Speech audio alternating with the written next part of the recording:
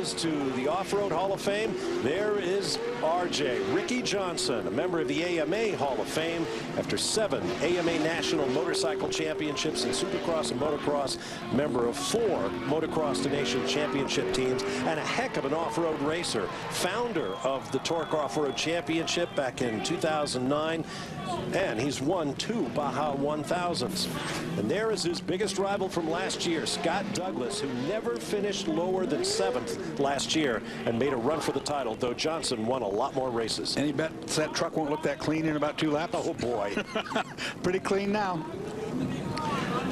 And there is Rob McCachran doubling up after picking up the victory in Pro 2. He still has a chance to be the first driver in at least 3 seasons to win 2 separate events on the same evening. Here's a look at the starting grid. It's not a long one, just 7 trucks in the race. Starting from pole after the inversion of yesterday's results, Adrian Cheney, who, as you heard earlier with Bobby Gerald, is in the crosshairs of a number of other drivers in this field. Mark Jenkins will start next to him. Johnny Greaves on row 2, father of CJ. Then Mark's brother Mike Jenkins will start outside row 2. Then Scott Douglas, Ricky Johnson, and Rob McCachran. Tell us about the race, Dorsey. Well, once again, we're looking at full-time four-wheel drive. We have 18 laps of competition. Midway, we'll have a competition caution where you can walk on the car or truck if you want or not. I'm going to say right now that that orange number 11 should have a bullseye on it. Well, I've got to tell you, I was worried about us being able to get this show in earlier when dust was everywhere in that 50-mile-an-hour wind, but it's turned into a pretty nice evening, still blowing strongly. To Bobby Gerald. Yeah, the wind is pretty strong here, but I think what we're about to see on the racetrack might be the real fireworks as we watch that number 11 of Adrian Cheney.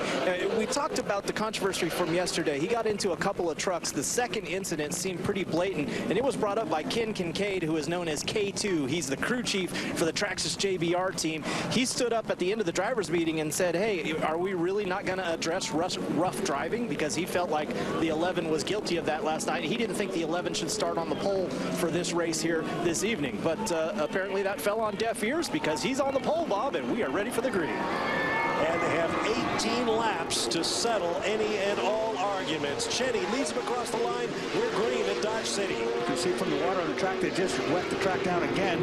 These are four-wheel drive trucks. They'll hook up better than those two-wheel drives we just saw. And Cheney got a good launch. Johnny Reeves tucking it. Oh, Johnny just got hit. Johnny gets turned around. Oh, but he saves it. Good save. He takes the lead. Oh, and Ricky Johnson is all over the tires, marking the apex of the corner. That'll hold him up. Everybody waited for him to spin, and they backed off the throttle and let it happen, and it didn't happen. Now he's winning.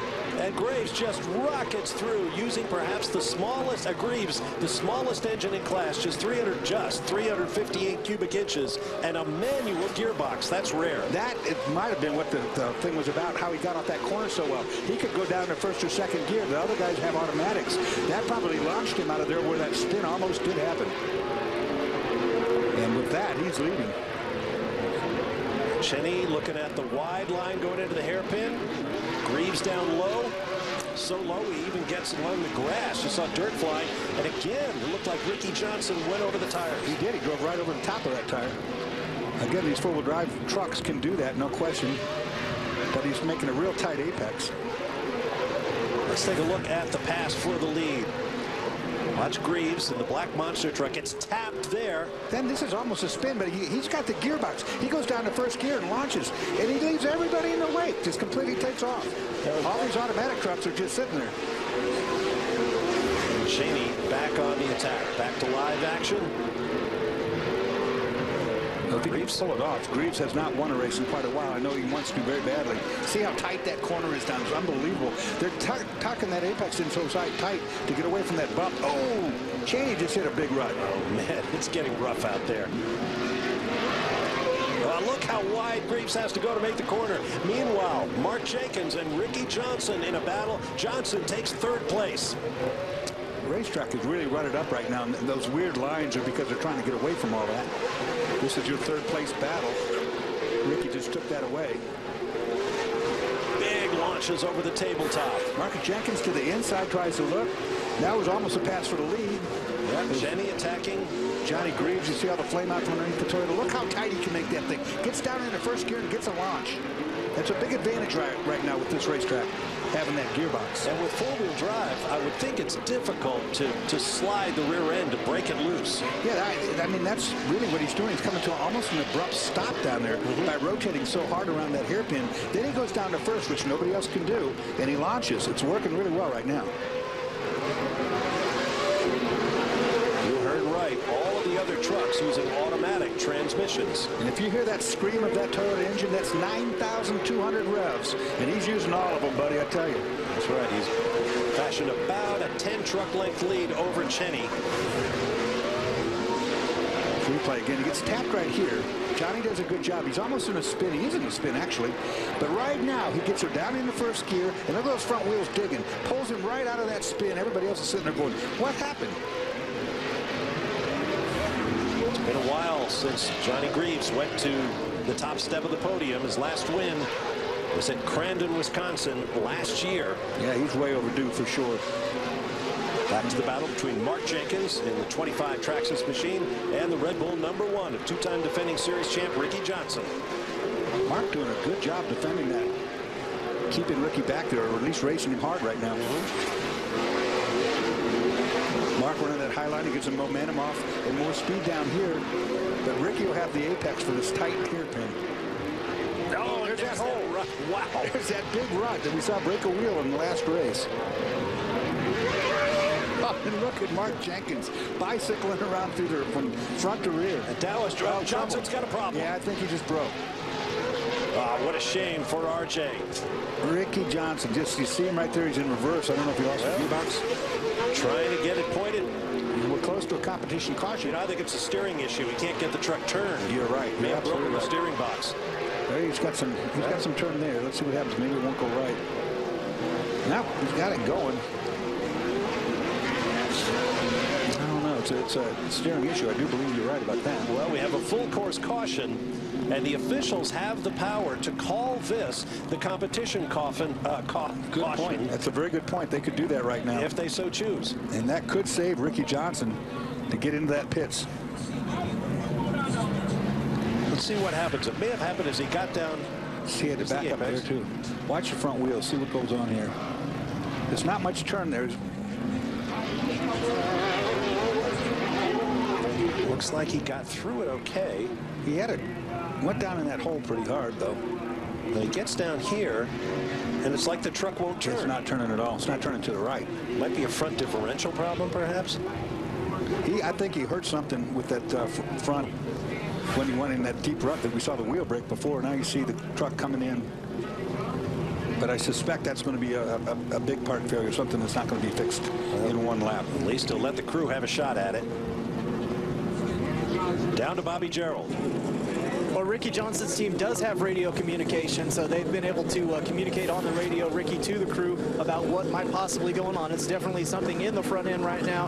They're taking a look at the left front and now looking over at the right front. So just, again, just checking out the front end of this truck, trying to see if they can do something miraculous to get Ricky Johnson back out into the fight here. But right now they're pulling the pins on the hood, so maybe there's something more significant than we imagine.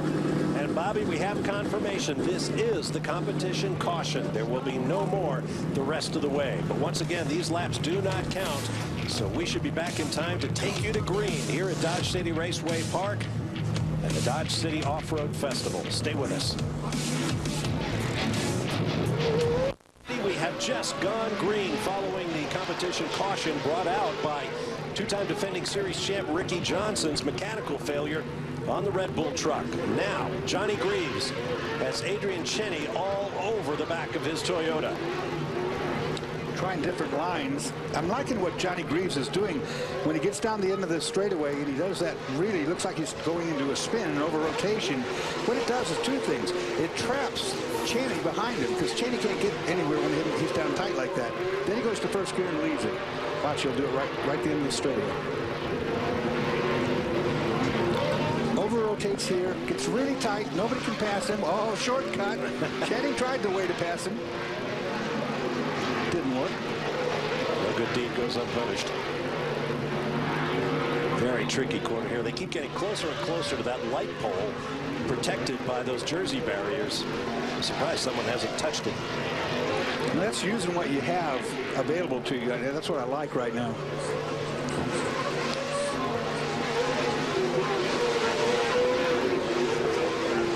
Laps to go.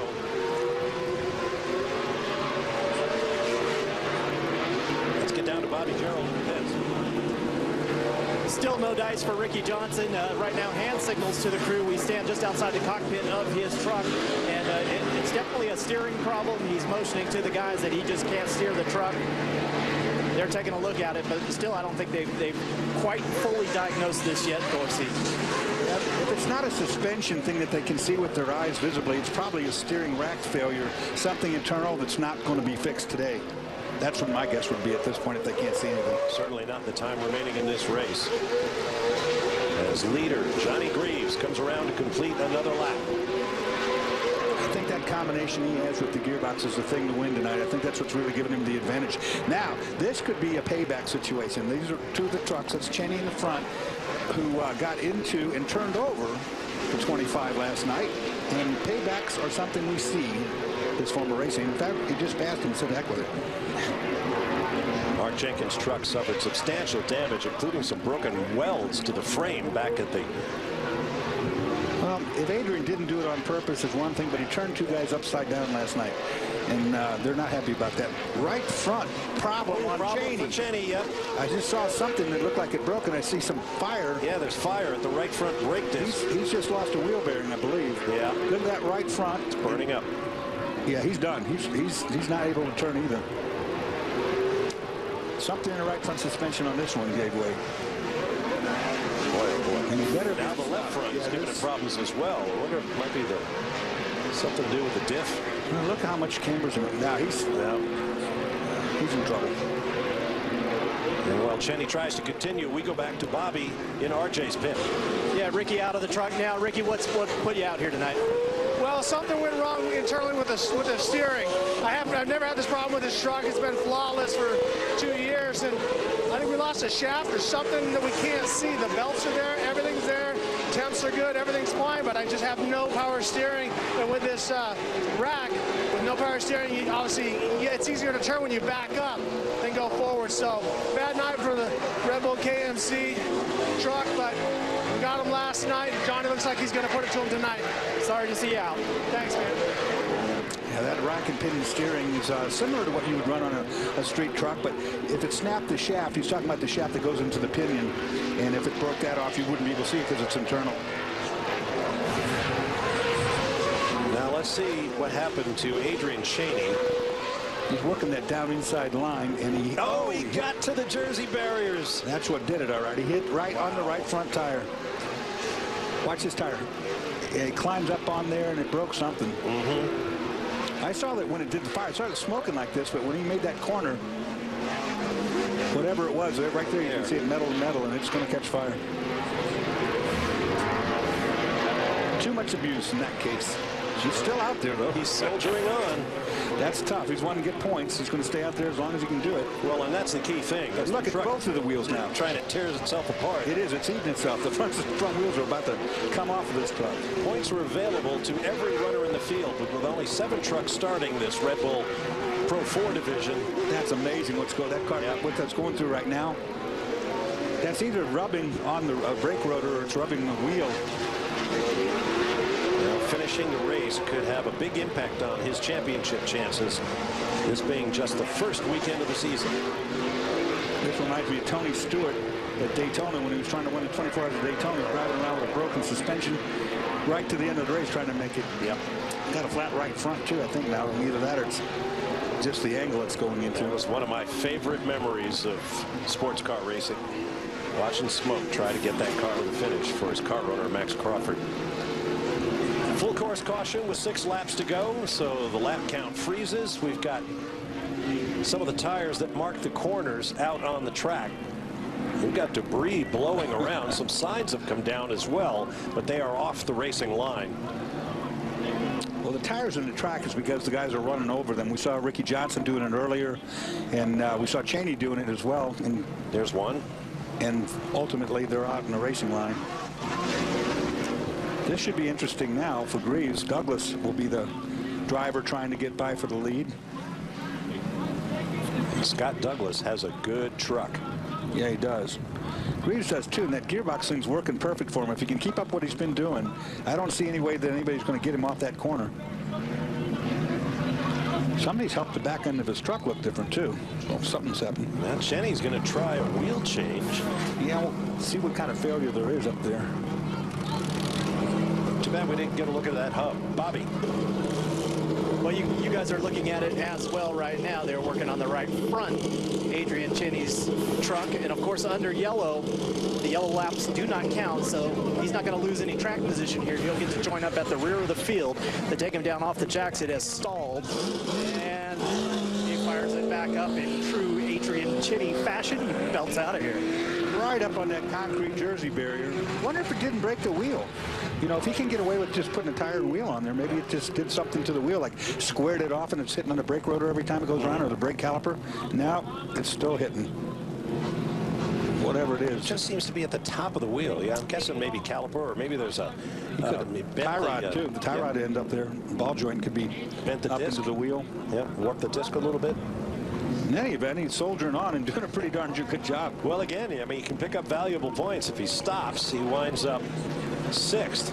Ricky Johnson being the first truck out. But this way, he might get 5th or even 4th place points. Here's how they stand as we await the green flag. Your race leader is Johnny Greaves. Scott Douglas runs 2nd. Then the 25 of Mark Jenkins. The 47 you just saw there of Michael Jenkins. Adrian Cheney, that we were watching there, brings up 5th. And that is the last car still circulating is Cheney. There's the 21 of Rob McCachran.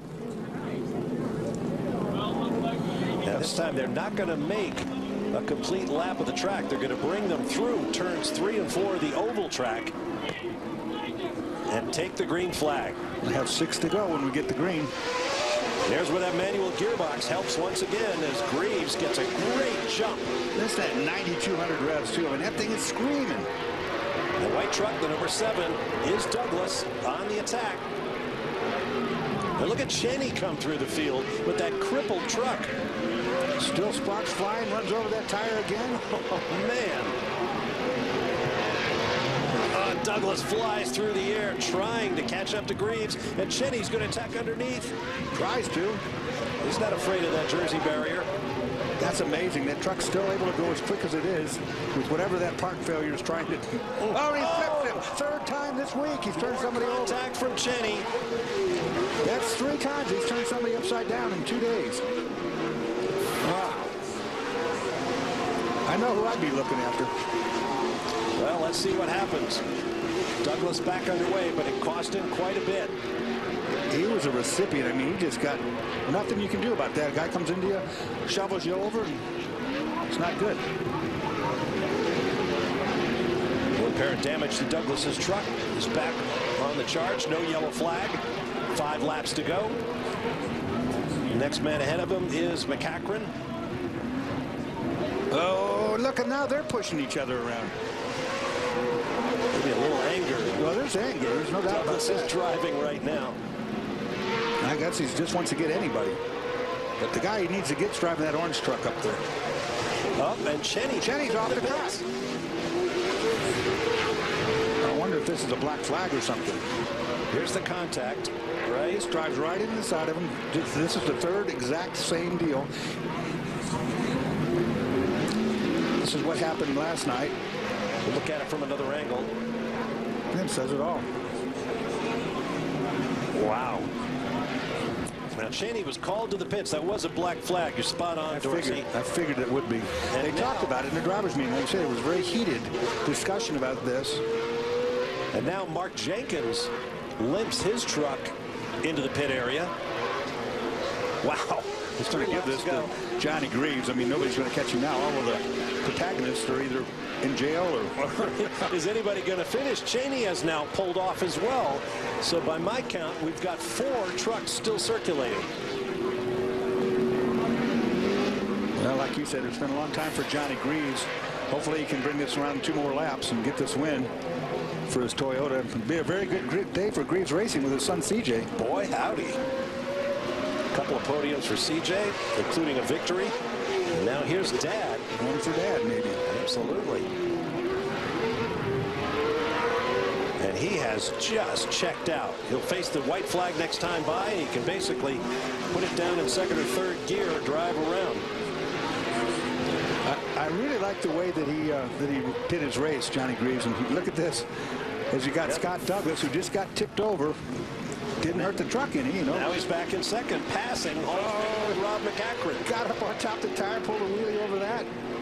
Douglas still fuming, I'm sure I would be. This is going to be a good run here, and it's not going to be clean, I don't think. Wags the tail right in front of McCackron. McCackron's a clean driver. He's not going to hit anybody on purpose. He doesn't have a big beef going on here. Boy, keep in mind, it is a long season. This is just the first weekend, and the rivalries and the hurt feelings have already started. And they all got Jimmy Spencer memories, too. Final lap. Oh, what happened here? Almost looked at me like he was off the racetrack. It's just the camera angle caught me off right there. Johnny Greaves was probably distracted, looking in his mirrors, wondering where everybody is. Yeah, that could be too. There's nobody behind him. Off the final corner and to the line comes Johnny Greaves on a great evening for his racing family, picking up the victory in Red Bull Pro 4 here at Dodge City Raceway Park. Great run to the finish for Douglas and McCackron as well. We'll be back to Dodge City, Kansas in just a moment. If you're planning a home improvement project, remember to plan for the cleanup, because there will be debris. Winner, Johnny Greaves climbs out, and Kelly Snyder's there. Well, I'd say this is a night for the Greaves boys. First CJ in Pro Light and Pro 2. Now the dad, Johnny Greaves, taking the first place finish. I think this win is long overdue, buddy. Oh, man. You don't know what we've been through in the last couple months trying to, you know, get back on this winning podium. And, you know, just the whole Greaves team. There's a lot of teams that work hard, and I don't know if any of them work harder than we do, but man, we give it everything we got. We got a small crew, and we have great sponsors, and you know, we got 100%. And you know, I gotta follow in the kid's footsteps. When he goes out there, wins Pro Light, comes from last in Pro 2, and gets on the podium, I got my hands full. So you know, I'm so happy to get a win. This is a brand new truck, first weekend on the racetrack, and gotta thank them sponsors. You know, Monster, Maxxis, Toyota, Method Wheels, a new sponsor, Magnaflow, of course, Fox Shocks, Amsoil. All these guys that make it happen, and man, I'm just glad I can finally put it back up here. Well, guys, also taking the Oakley bomb home with the fastest lap during the race. Let's go over to Bobby. Scott Douglas brings it home in second place. How was your run, Scott? It was pretty wild. I mean, we got slipped up in the wet stuff at first and went back, and then we worked our way up to second, and then got rolled over by another competitor. But stuff happens. But we landed on our feet, went to the back, came all the way back up to second. So this Amsoil Borla truck is just on fire, and these BF Goodrich hooks up great. I mean, it's just fantastic. The King shocks worked really well, so we're just stoked with the whole deal. And this brand new truck, this is only the second race for it, and 2 back-to-back second places. I really couldn't be happier other than that one spot over there. All right, congratulations. Scott Douglas gets the second. The happy winner is Johnny Greaves, and that's it from down here trackside. Let's go back up to the booth to wrap it up. All right, thanks. Here are the results of the Red Bull Pro 4 class. Johnny Greaves, of course, winning with his Toyota. Scott Douglas, glad to see a smile on his face after he went through. Rob Mack had a tough weekend, but he came away pretty good, too. Wow, what a race.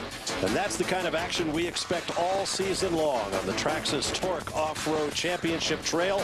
Our next stop will be ELDORA Speedway in Ohio. Our coverage coming your way Saturday, May 11th at 8 p.m. Eastern Time. It's been a great weekend. Our thanks to everybody here in Dodge City. A great place to visit.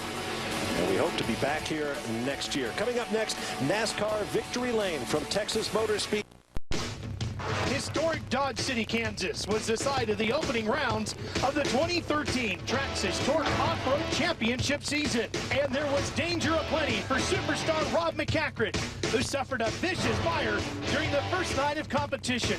The first in his long and storied career. But fortunately, he escaped without injury.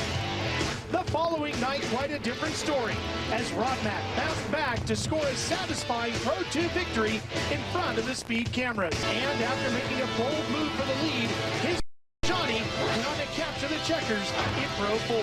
Tonight, the Torc Series is deep in the heart of Western Ohio at legendary ELDORA Speedway, the scene of so many big races through the years.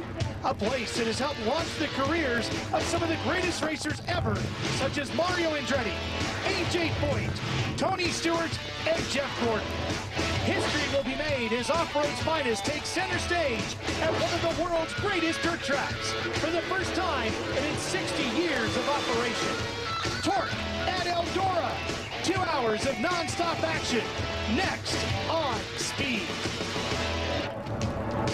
The Big E ELDORA Speedway ready to make history once again tonight with off-road trucks. But the weather yesterday had us all wondering if we would get it in. This place was turned into the big swamp. The high banks have finally started to dry out. The Traxxas Torc Off-Road Championship Series presented by AMSOIL, ready to go racing in Rossburg, Ohio. It's the ELDORA Off-Road Extreme. Hi everybody, Ralph Shaheen alongside Dorsey Schrader, and I've come to a lot of races at this high banked half mile, but I never thought, Dorsey, I'd see off-road trucks here. It's amazing. A couple of firsts here. It's the first time the Torc Series has raced at ELDORA, but it's also the first time an off-road truck series has raced on a half-mile dirt oval. And with all of that rain and those swampy conditions, we've had no practice, no qualifying. The first time the racers are going to see these high banks and the jumps they built here is going to be when we go green. That's going to be wild. Not a single truck has made a lap around this racetrack. The only thing that's been out there at all has been the four-wheelers to try to pack in the top dirt, if you will. So this is flying blind. It's like coming to a racetrack you've never seen and dropping a green flag. And it has really got a lot of guys stressed out over it. Of course, the dirt here is legendary. Some of the best, but they have brought in 150 truckloads of dirt, some 3,500 yards to add on top of this very famous soil to go racing. Bobby, Gerald, you've seen a lot of races here just like me. This dirt is so sacred, and now we've got all this on top of it. How's it going to play out tonight? It is really an unknown, Ralph. It's unbelievable to think that without any practice, without any time trials, these guys are going to come out here. And we're talking about a group of drivers in the Torc Series that have never been in competition at ELDORA Speedway. So there's a lot of anxiety in the pits. Let's show you just how soft this new dirt is. Where they've brought in the new dirt, you can see the tractor tires, how far down they've dug into the racing surface, and we don't know how that's going to affect the trucks. It's going to be soupy and sloppy here where they've added the new sections of dirt. The rest of the racetrack, though, looks like it's going to be in pretty good shape. So the track is just one of the obstacles that these drivers are facing here tonight. For more, let's go to Kelly Snyder. Well, thanks, Bobby. For some of the drivers in this series, racing is a part-time passion, but that is not the case for 30-year veteran Rob McCachran. Rob's running in 5 different series in 7 different trucks, so his physical and mental endurance is really being tested now more than ever. He talked about this track being extremely hard to make passes on, and it's really going to be a battle of the drivers angling with the jumps and angling their trucks into these turns. That's what's going to be the difficult part for these guys, but their physical and mental endurance is really what's worn down. Rob plans to run more than 75 green flag starts this year alone in all the different series he runs, so he is definitely going to be the one who's out here to win with all the experience, but he's also extremely tired. He's learned to expect the unexpected in racing, and on this untested track, that's exactly what these drivers are about to face. All right, Kelly, thanks. As you can see, the dirt here is actually starting to dry out. And I got to tell you, folks, when we got here at 1 o'clock today for our production meeting, I would have bet you everything that's in my wallet, which is not nearly as much as is in Dorsey's, that we weren't going to go racing today. It's at ELDORA. Down to the final race of the night. It's the ELDORA Off-Road Extreme, and we're down to the last run, the Red Bull Pro 4 division. This is what they all wait for. The big boys, the big dogs are off the porch, 4-wheel drive, custom built, over 900 horsepower, 4,000-pound ground pounders. This weekend it'll be mudslingers. That they will be. And Ricky Johnson, who was doing some TV booth work with us earlier, saw his son Luke win the buggy division, and now RJ is going to take his crack at the Pro Force. Winner from Dodge City, Johnny Greaves. His Toyota, again, like I said, this is one runs a 358 cubic inch TRD with a 5-speed. Well, he had a wild one at Dodge City, didn't he? Yeah, and you know what? He used that 5-speed to his advantage to win the race. And the way he did it was by this, over-rotating, putting a block on the whole field, then grabbing first gear and leaving him in the dust. Got the win there. His son CJ got a win earlier tonight. Now we'll see what he can do. And Scott Douglas in the Amsoil number 7, the Ford. Scott Douglas had a very exciting finish of that race. As you watch right here, Adrian Cheney comes and T-bones him, does the once over, catches a gear, and continues on for a great finish. Well, here's Adrian Cheney. There he is in the bright orange machine. He's got that 4-wheel parts Ford running here. Now, last weekend he was competing in San Diego, and things got a little wild there with P.J. Jones. Comes up from behind and gives him the sucker shove. Then it's on. Well, and I'll tell you, P.J. being the son of Parnelli, he's got quite a bit of fight in him. Well, it's surprising from Adrian Cheney, too, because he put 3 guys on their lid at the last race in 2 days, and I'm talking about Dodge City. So watch this guy. He's a wild man. P.J.'s a big guy, too. Yeah, P.J.'s no slouch either. But again. Right. Well, we're going to have fireworks here as well at Eldora. Here's your Red Bull Pro Force starting grid. Remember, no practice, no qualifying, so we invert the top 6 based on points. Mark Jenkins on the pole there. We'll have a good go of it.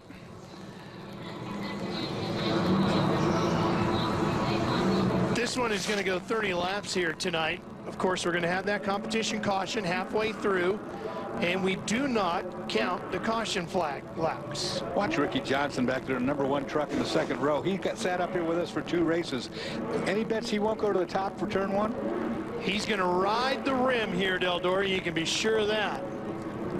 1 more lap to go behind the Nissan Pace truck. So I'm checking the grip too. Ricky was getting on the brake and then throttled at the same time, seeing how much rear grip he has. Bobby, how's Eldora coming around? You know what, guys, if you remember back to before we had the rain, there was actually a little bit of dust that was kicked up, and then the rain came, and then it got really soupy and sloppy. But actually, as dirt tracks go, it's starting to come in a little bit. It's pull your shoes off sticky over in turn #1 right now. So these guys ought to be able to get the horsepower to the ground anywhere where there's not a jump. And I'm looking forward to this. This is going to be really exciting. And what a great facility. I mean, Earl Baltus passing the torch over to Tony Stewart. You think about all the things they've done here at Eldora Speedway with the first 50,000 to win sprint car race, the first 100,000 to win sprint car race, the first $1 million to win or $1 million purse race. And now, for the first time, we're going to see the Pro 4s of the Torc Series get it on this half mile. Ralph Shaheen's ready to give it a call as they roll into turn #3 and get ready for the green. And the Pro 4, of course, is 4-wheel drive, and that's going to help these guys really be fast. Those front wheels will be driving, too. And we're happy to say the 92-year-old Earl of Eldora is here tonight. Glad to have Earl Baltus in the house here at Earl's Joint. I'm sure Tony Stewart's looking forward to the update and how things went as we get ready to drop the green. Racing in Eldora. Jackson. Everybody looking for a way to go. On the high side, it's McEachran in the blue Traxxas machine. Rob Mack's been out there. Jenkins got stuck down Jackson, low. what'd you say to me? We also know that the upper lane is the one that's been coming in. That upper groove really working well. Rick Johnson moves his Red Bull truck right up into 2nd place. Coming along with him is the Amsoil number 7 of Scott Douglas. Those 3 battling for the lead early on here at Eldora. Boy, they were hook-nosed at right there as Douglas jumped right behind Ricky Johnson. I think they were hooked up as they went off that jump.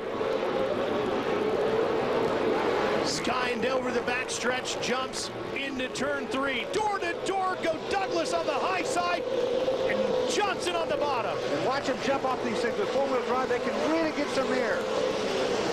Douglas now up into 2nd place. He's got that Amsoil truck looking good. He's got that middle lane working solid, and Johnson's got all kinds of company here.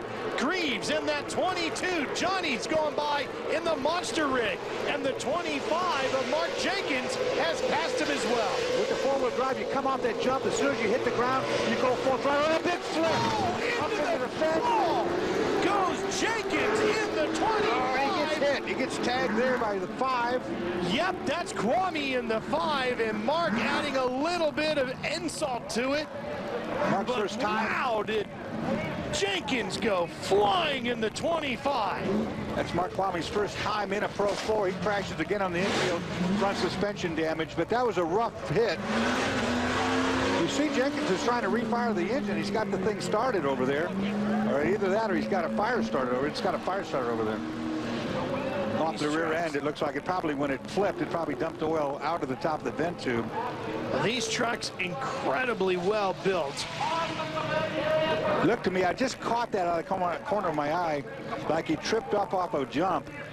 Well, and you got to remember too, Dorsey, that when you crash something into the catch fencing here, normally it's a 1,300-pound sprint car. Not a 4,000-pound four-wheel drive beast. And look at how the catch fencing held. You can see it bent the poles back, but still, it did a remarkable job of holding on. Watch this. Let's go back and take a look at the replay. It even bent the light pole there. Watch the red 25. Red truck in front.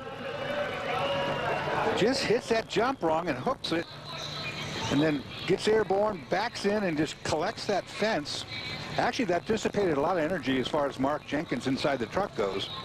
Tore a lot of fence up. But the truck in front of him was really off that jump bad too. Wow. That, you know what, Wild ride, Dorsey, I have seen a lot of races here at Eldora and a lot of incredible crashes, but not many like this one. Watch this in real time, how fast this happens. 4,000 pounds of energy, and then he gets clipped here, like you said, no damage, more done.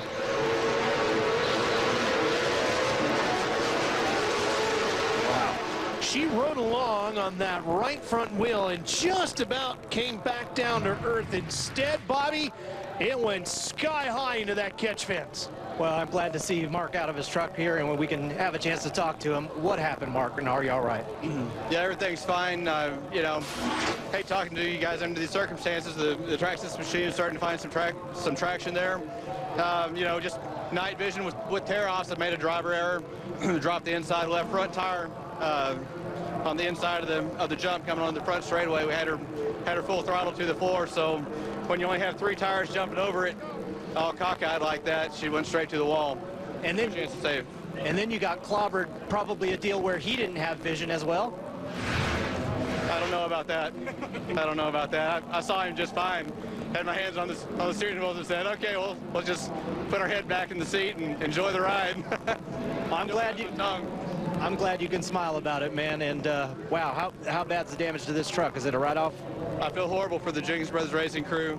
The guys worked so incredibly hard, and they deserve more than this. I'm disgusted with myself tonight. I got to own up to that one. Glad to see you're all right. Well, I tell you, that fence, it really did a good job of what it was supposed to do, keeping that 4,000-pound truck. Take a look at it here, just wraps itself into the fence.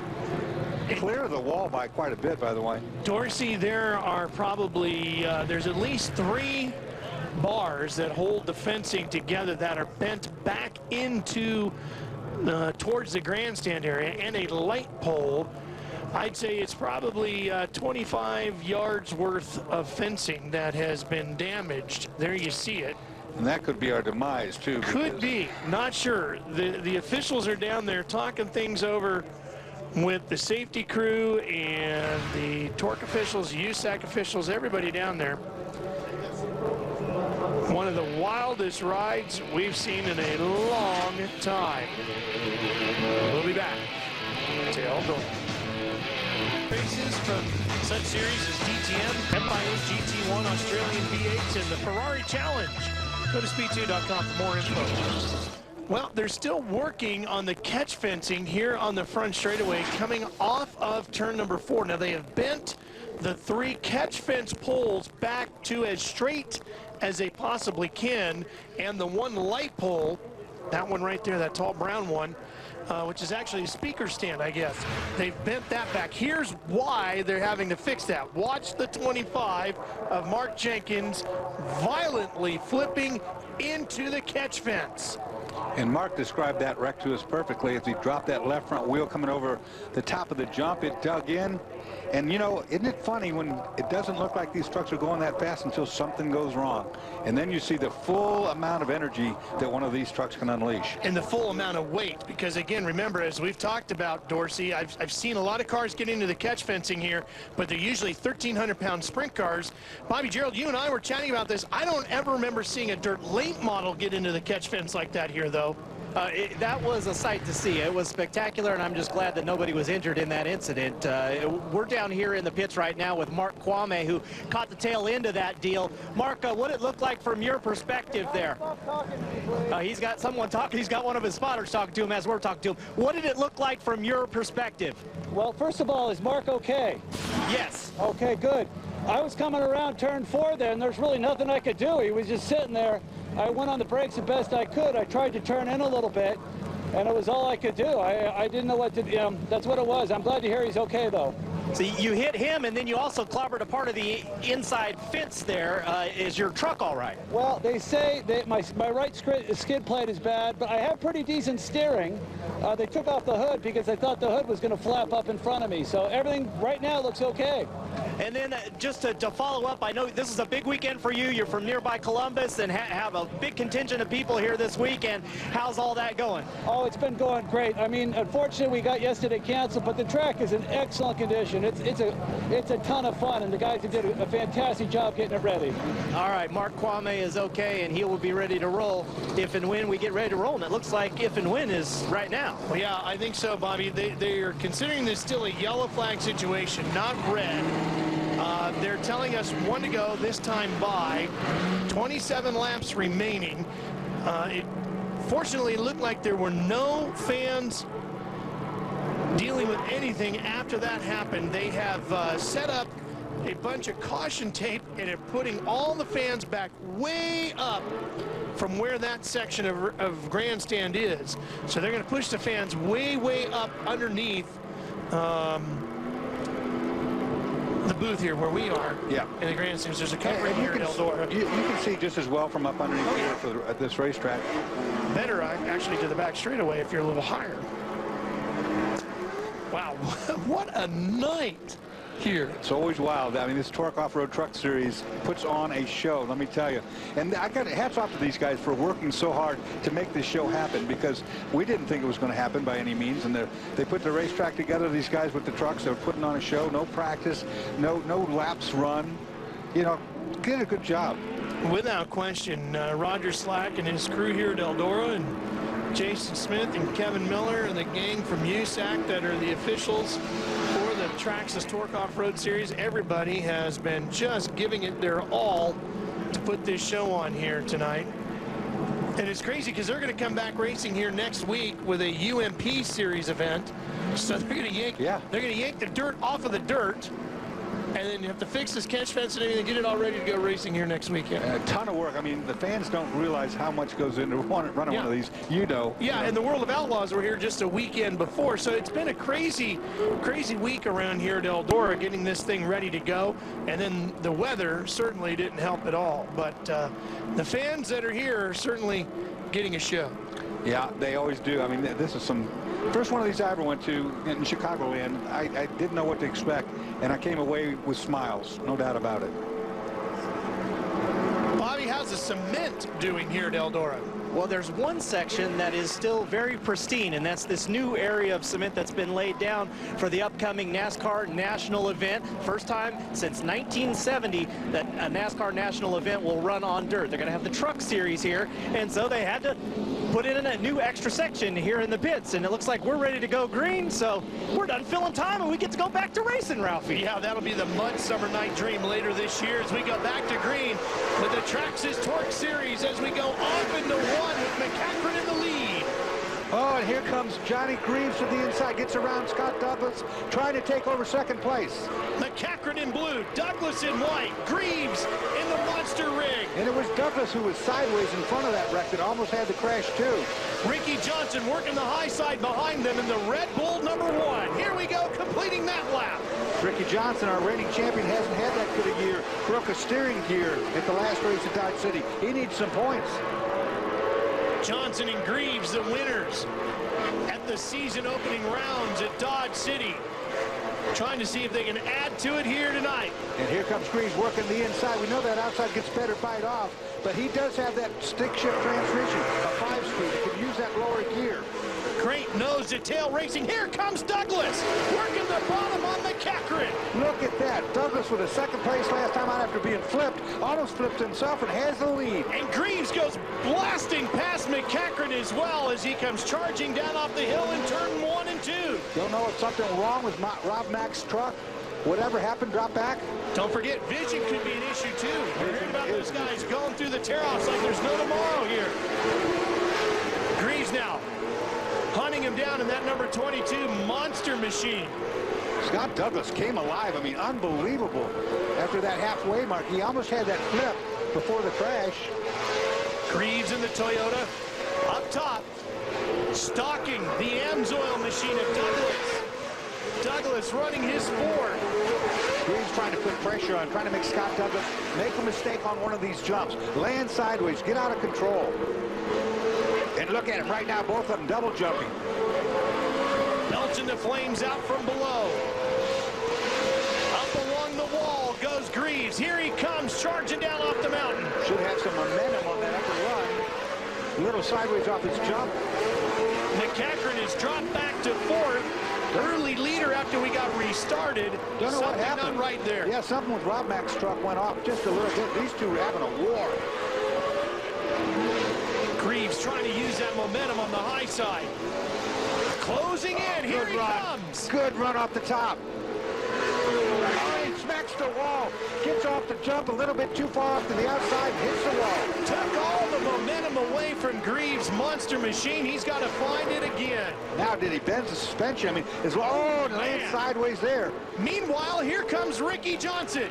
RJ closing in is another one. Blocking the wall goes on the into top the wall, side. coming over turn 3. Here's a replay right here. Johnny Greaves to the outside, lands with the wheels in the air, couldn't steer in time. Yellow flag is out. Yellow is out for the 5 of Kwame, who talked about the fact he had suspension issues with the steering. Yeah, he was the one in the wreck before that got into the park truck or the wreck truck of Mark Jenkins and then backed into the inside wall. Suspension failure, I'm going to guess, caused this one. I'm not sure of that, but Kwame with the Popcorn Sutton Tennessee White Whiskey back number 5. Easy for you to say. You got to get that in there. Absolutely. You kidding me? I'm not going to let that one slide by.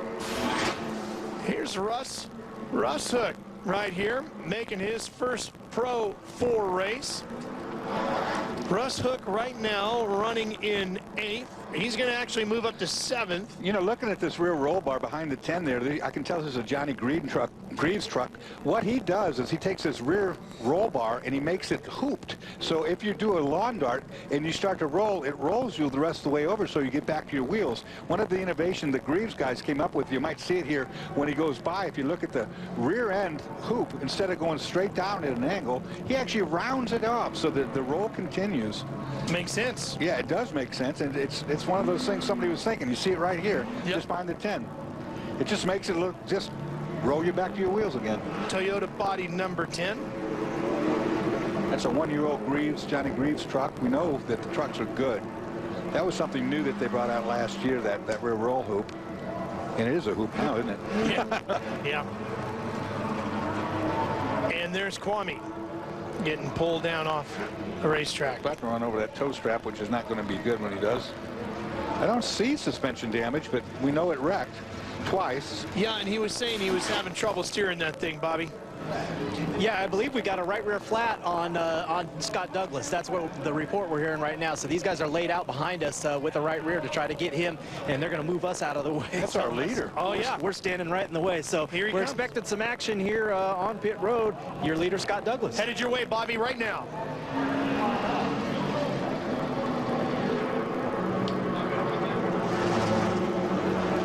There he is, Bobby.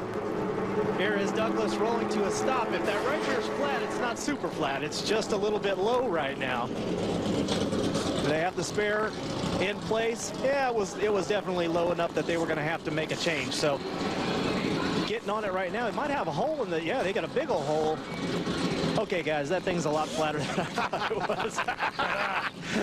when it came in, it was still up a little bit, but now we see, obviously, that there is a huge hole in that tire. They had no choice but to make the change. It's going to cost him the lead. They're getting the spare on right now, still trying to get it precisely dialed on there, but I'm pretty sure that in this situation, they're going to give him a moment to make this change and get him back out there into the fight.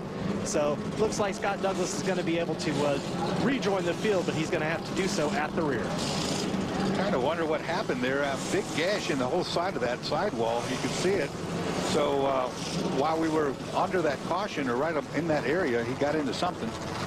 Boy, Douglas was looking great. He had about a half a second lead on Greaves. He had his hands full with him. This changes the whole game. Yeah, he'll tag the back end of the field. Gives Johnny Greaves the lead. Yeah, and Greaves now will deal with RJ because Ricky Johnson was looking pretty good too. And don't count Rob Mack out. We don't know what happened with Rob McCachran's truck, who was leading earlier, but he's going to be back in contention. If he's got anything to fight with is a question. There's Ricky Johnson, the Red Bull #1. Needs a good finish, really does. Had a bad first outing. Like I said, the shaft on the power, these use electric motors to run the hydraulics on the power steering, and the electric armature broke on the pump. There's McCachran in the 21. Rob in a ram-bodied #21 Traxxas machine. And there's a 47 of Mike Jenkins. Brother Jenkins, I'm sure he was on the radio to make sure his brother was okay too after a scary wreck. Another Ram truck. Mike running in 5th. Here we go, back to Greaves. Boy, Greaves with a good start. And you can hear that 9,200 RPM Toyota V8 screaming as it gets that start. Ricky Johnson pull away too as it comes off of turn #2. RJ's got a 400 cubic inch. He's got more horsepower, but he weighs a little bit more than CJ. Or than Johnny, I should say. Johnny, with that smaller displacement, weighs less.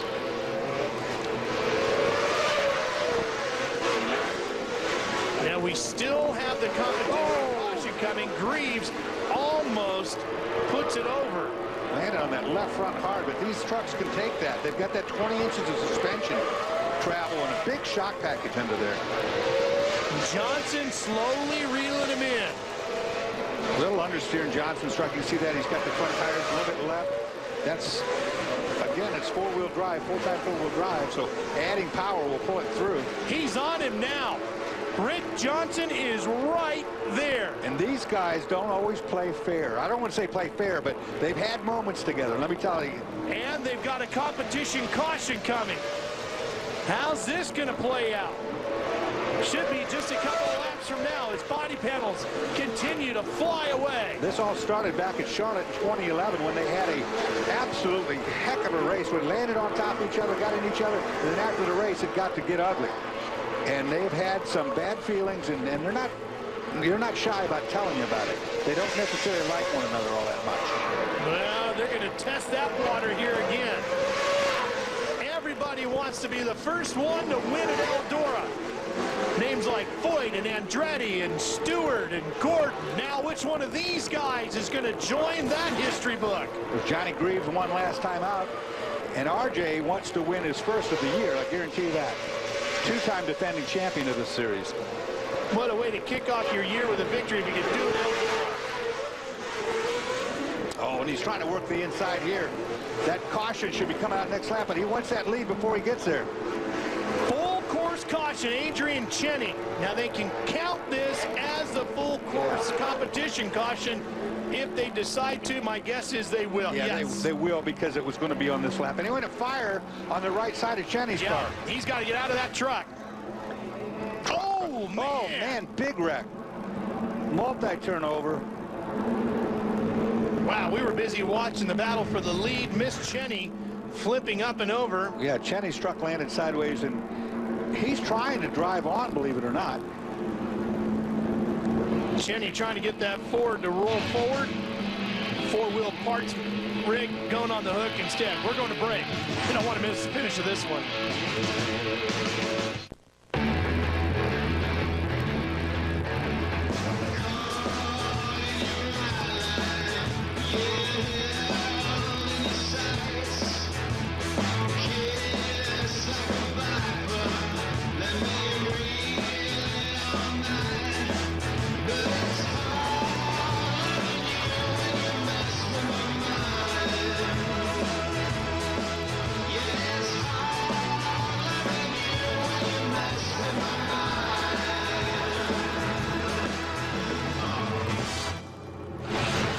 Well, we tore up some stuff here tonight at the ELDORA Off-Road Extreme as well. That'll probably make a crash glitch somewhere down the road. And the NASCAR Camping World Truck Series is going to be coming here to ELDORA. The Mud Summer Night Dream, they're calling it, Wednesday, July 24th. It's going to be a wild one. Of course, you'll see it here on Speed. Going to be a lot of fun watching that. Now, Cheney still trying to be extricated off the Speedway. Here's what happened to him. Wild ride. It's already started coming off that jump, and you see multiple rollovers. Then lands on all of its wheels. He tries starting it and had a fire off the right side somewhere. And when they finally got to him to tow him, the front wheels will no longer turn. So they're looking for a record to lift the front, I believe. We've tore up buggies, trucks, crash fence. Yep. We've done a number on this place tonight. They tried to tow it this way before, but you can see from the front tires and the mud around it. Oh, they're going to get it with a front loader. That's one way. Usually it's headed for the trash can when you do that. Yeah. Bobby, what's going on where you are? I'm just standing here looking off in the distance at the big truck that they're bringing out here for Adrian Cheney. It is it's unbelievable. It's just been one of those nights here at ELDORA Speedway. It's like whatever could go wrong did go wrong, but we're making it through the night, and whenever they get Adrian Cheney off the racetrack. They've got it backwards. It's the front tires that won't turn, not the rears. I'll call my buddy PJ up and see what he's watching this. Yeah, he's laughing wherever he is. They actually got that backwards. The front tires are the ones that won't roll. The rear wheels were rolling. So, I mean, this is kind of fun for watching only. Like I say, I've only used that front loader for a dumpster approach. You got one like that? I've had one like that. Really, that big? If you use that, that's serious equipment right there. That's not quite that big. You're right. Well, now they got it out of harm's way anyway. Just leave them right there. Just leave them there. A tow truck would have been a lot easier. I don't think they realize the rears will roll. One to go. And you know, somebody else who's creeped back up into this is Scott Douglas. Douglas with that new right rear is back up to 5th. And there you can see him. He's that white truck, 5 back. Ricky Johnson trying to hound Johnny Greaves. Like I say, they have some animosity for one another. So he's back there flooring the truck and making a lot of noise. That's Douglas right there. Don't count him out. I'm not sure. He had a lot of speed for that flat tire, that low puncture. Well, and here's the other reason why. Because of the feelings between Greaves and Johnson, you never know how this is going to go as we wind this thing down, which means that McCachran, Jenkins, and Douglas are all in a good position to capitalize on the anger that might be unleashed in front of them. And all really good drivers with good equipment, too. Johnny Greaves was 4th in the first race at Dodge City, won the second one. Rick Johnson won the first one, 7th in the second one. Johnny will try to slow everything down, go real slow so he can get that first gear launched. The other guys are in automatic, so there's a little bit of slip. Johnny does this. Watch. See, he'll try to stop the field, play the advantage to him.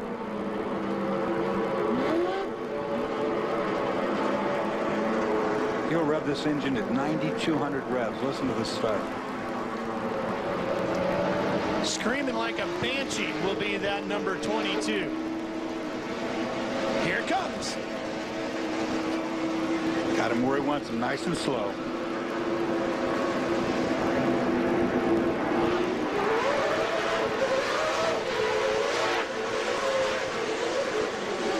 And Rick Johnson comes right with him, trying to get to the inside. RJ timed that start perfectly, and it was a little bit of a slow shift rate. Johnny Greaves' first to second wasn't clean.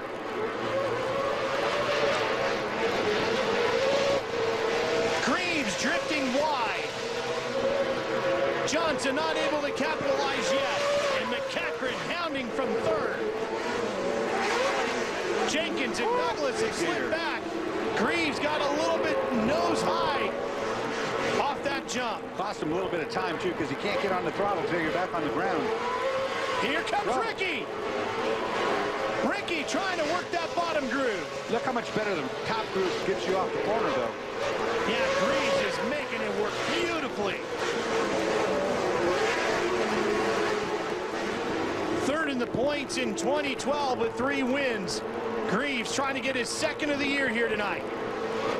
Oh, another bad time jump. I don't think Johnny Greaves has really got the timing on that back straightaway between those jumps. I don't know if he's trying to do a double jump, not catching it right, or...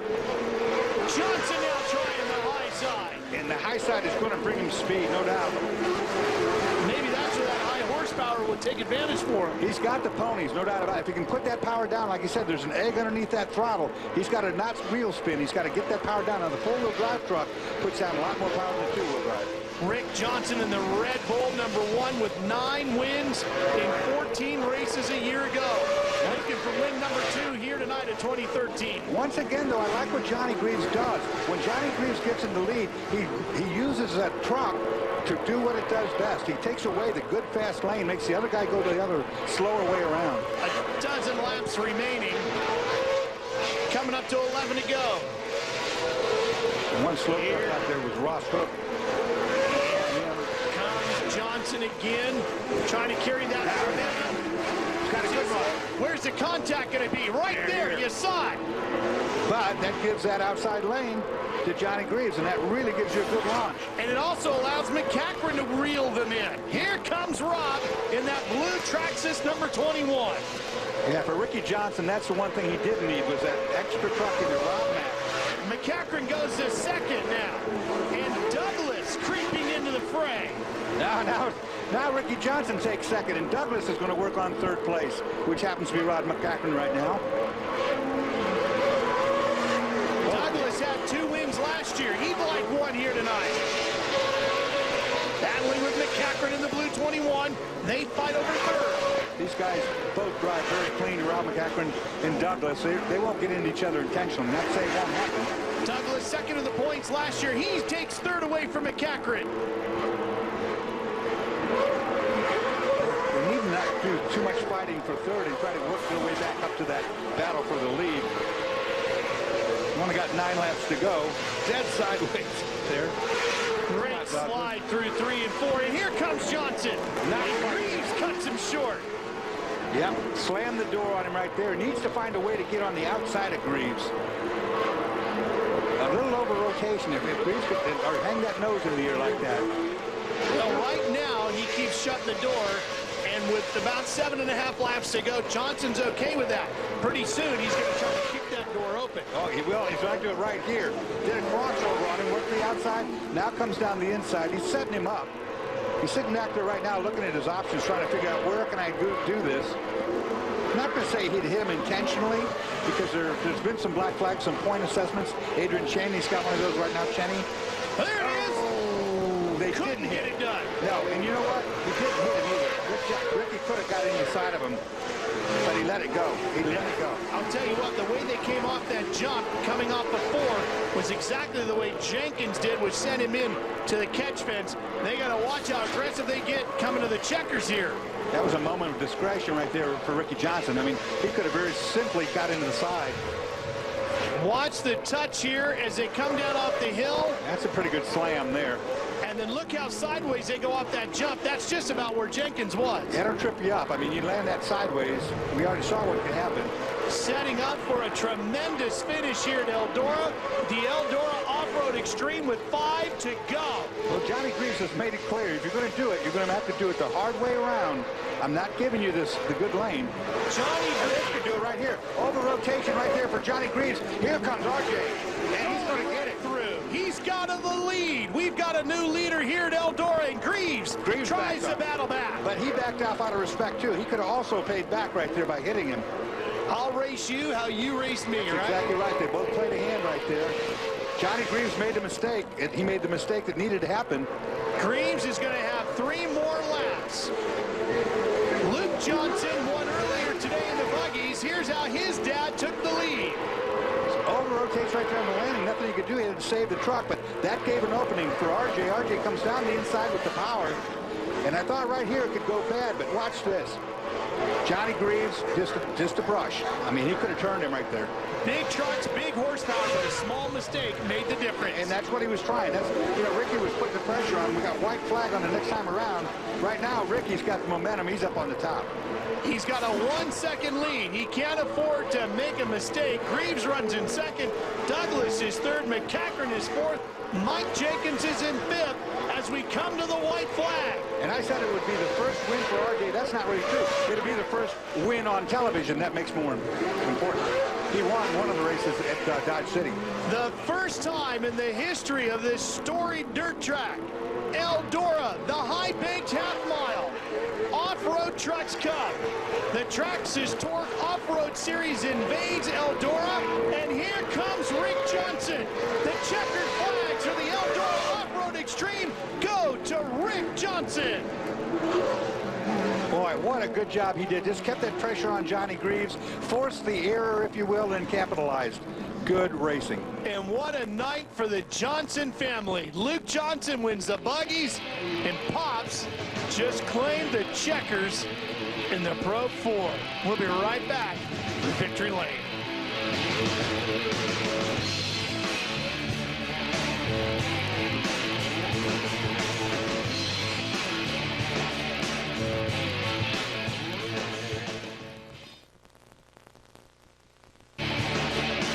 Come on out of the truck, Ricky. Kelly's ready to chat with you. Well, guys, one very excited Pro 4 winner here today. We saw it last time in Dodge City, father-son Johnny Greaves and CJ. Now we have Ricky Johnson and Luke Johnson finishing on the top of the box here in Eldora. What a great race this has been for you. Well, I think it was. You know, I have to say, I was driving like it was the first part of the race. Charlie just kept in my ear, but I got to say, BFG, the tires came in awesome as the race went on. So congratulations to BF Goodrich. This is a big reason that I got this bomb. I want to thank Oakley for that. But Red Bull, KMC, awesome night. Well, congratulations, Ricky Johnson. Let's head over to Bobby. And here is Johnny Greaves. You lost radio communication. How did that affect what you were doing there behind the wheel? You know, I didn't know where he was running. The lines were really important, you know, but either way, you know, the Monster Energy, Toyota, Maxxis truck, Method wheels, the new MagnaFlow sponsor, everybody did their job. We struggled through this, you know, tough weather, and here we are on the podium, maintaining the points lead. Congratulations, there it is, first and second from down here. Ralph, it's a muddy mess, but we are done down here, and it was a successful night. And yes, it was, Bobby. And that Oakley time bomb goes to Ricky Johnson in Pro 4, 23.674 for his quick lap. Well, a wild one here at Eldora. Would you expect anything else? Rounds of tight racing on the bull rings. First at Dodge City. Third time this week. And then at Eldora. Finally, the trucks and drivers of the Torc Series get a chance to let loose and run wild on the wide-open Bark River International Raceway. Known as one of the longest and fastest tracks on the series, Bark River provides some of the most extreme speeds and excitement anywhere on four wheels. And it's only on speed. Ricky Johnson has won twice so far this year, but is in the unfamiliar position of not being on top of the point standings. How will these champs handle Bark River? It's time to find out. It's the Boss Snowplow Off-Road Challenge from Bark River International Raceway. Round 5 of Torc, the Off-Road Championship, starts now.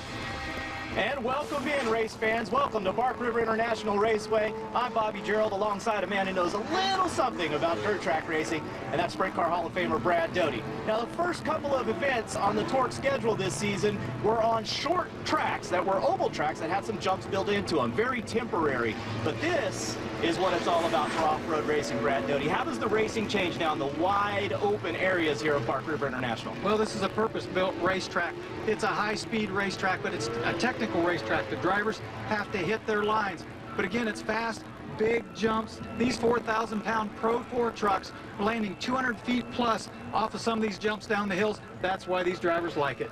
And it's very forgiving racetrack. There's plenty of room to run off in case you make a mistake. And that's one of the reasons why the drivers to a man love Bark River International Raceway. Of course, the most prominent name in this series is Ricky Johnson, and he has nothing but good things to say about this facility. Bark River is I don't want to say it's the dark sheep of the group because it's got so much to the track. It's got high speed. It's very technical. You know, Bark River is one of those races that, you know, you really got to push hard and make it all work together. It is like the best outdoor motocross track you can have for a racetrack. I mean, you got elevation change, high speed, different dirt, different jumps, and I think it's one of everyone's most favorite tracks. It's got one of our most high-speed, biggest jumps that we have on the circuit. You're flying close to 200 feet, probably 10, 15 feet in the air. It's one to see, for sure, and it's one to put on your bucket list if you ever get a chance to run on it. And if you wanted to see it, well, we're going to give you a chance behind the wheel. You're riding along right now with Justin Keener and his Pro 2. Brad, he has the hammer down. Yes, he does. This just shows how big this racetrack is, how long a lap is. Ride along here and just listen to the throttle for a little bit here. Right there, setting for the corner. Picking it up, look how far they drift wide to the left. Now they turn left, they turn right. You heard the drivers talk about the elevation changes. Boom, off the jumps. Now when the driver goes over a jump, he gets out of the throttle, lets the truck settle down. You don't want to be on the gas when you land that thing. You could tear the driveline out. There's one of the big jumps right there. And the drivers have to really get a workout here. Oh, they do. It's a physical workout. Again, up and down, the beating they take right there. You can see them going through the section there. The trucks will bicycle. We said they go off the jumps. So the drivers, a lot of physical workout. If you're following somebody, you get the roost. A lot of rocks and a lot of mud in your face. Yeah, and we don't know how much mud there will be today because there was some rain earlier today. I don't know how worked in the racetrack is going to be, Brad. Yeah, but they do a great job here of working. They got a lot of equipment here to keep the racetrack in good shape. I don't think it's a worry for anybody around here at the racetrack. I can tell you that. The drivers, they'll race on anything. Well, in summary, it's crazy, high speed, and big air. That is Bark River International Raceway. 1.5 miles around this racetrack. We thank Justin Keener for giving us that ride. Let's look at our track facts, Brad. They've hosted the races here since 1976, but they only do it one time a year. One time a year, and you can tell the crowd, the people that are here. Look at the top speeds, though. That's one of the reasons the drivers like this. It's one of the most high-speed tracks on the circuit. Well, they were racing here yesterday, and let's show you the action. And when the big dogs hit the raceway, it was Pro 4 time. And this one, a classic battle between Ricky Johnson and Johnny Greaves, who have had their share of battles over the years. Yeah, these guys have traded paint and knocked fenders off each other for a while. They had a really good battle going on here. Well, moments ago, Kelly Snyder had a chance to talk with Johnny Greaves, yesterday's winner. Standing here with Johnny Greaves. Johnny, you pulled off your second win of the season, holding on to the points lead against your longtime rival, Ricky Johnson, last night. I'd say that this season has started off a lot better than you had in 2012.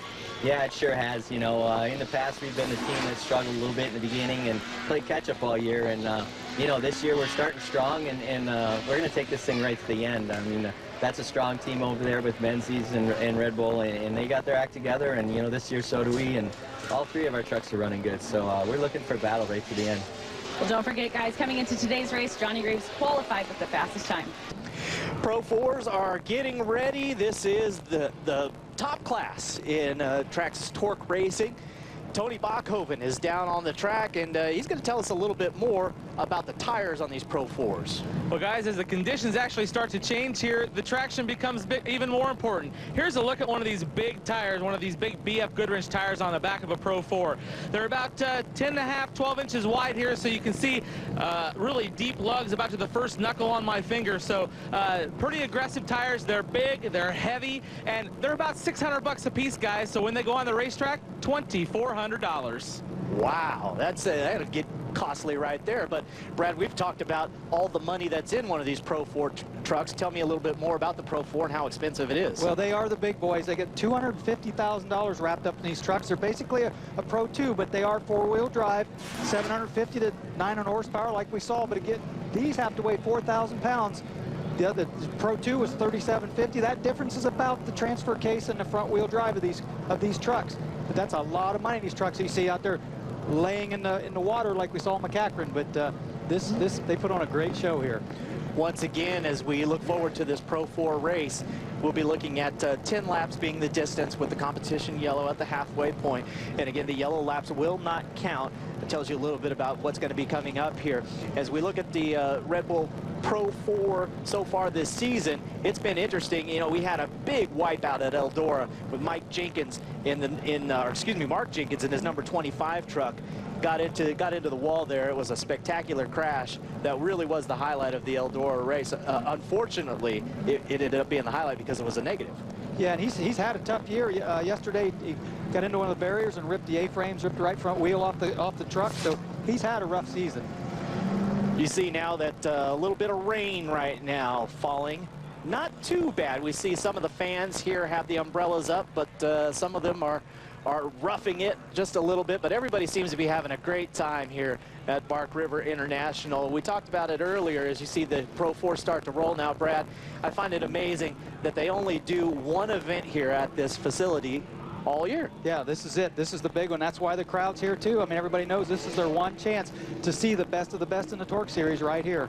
You can see the starting lineup for the Red Bull Pro 4 as it comes across the top there. Mike Jenkins and Rob McCachran will be on the front row. Ricky Johnson, who was up here in the booth with us, will be starting inside of row number 2. Let's get it back down to Tony Bachhoven's going to tell us a little bit more about the man starting 4th.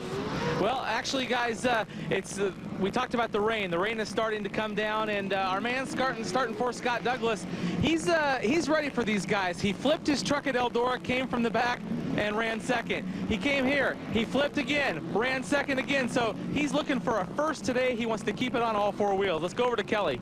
Well, when you think about rivalries in this sport, Johnny Greaves and Ricky Johnson, that showdown is exactly what comes to mind.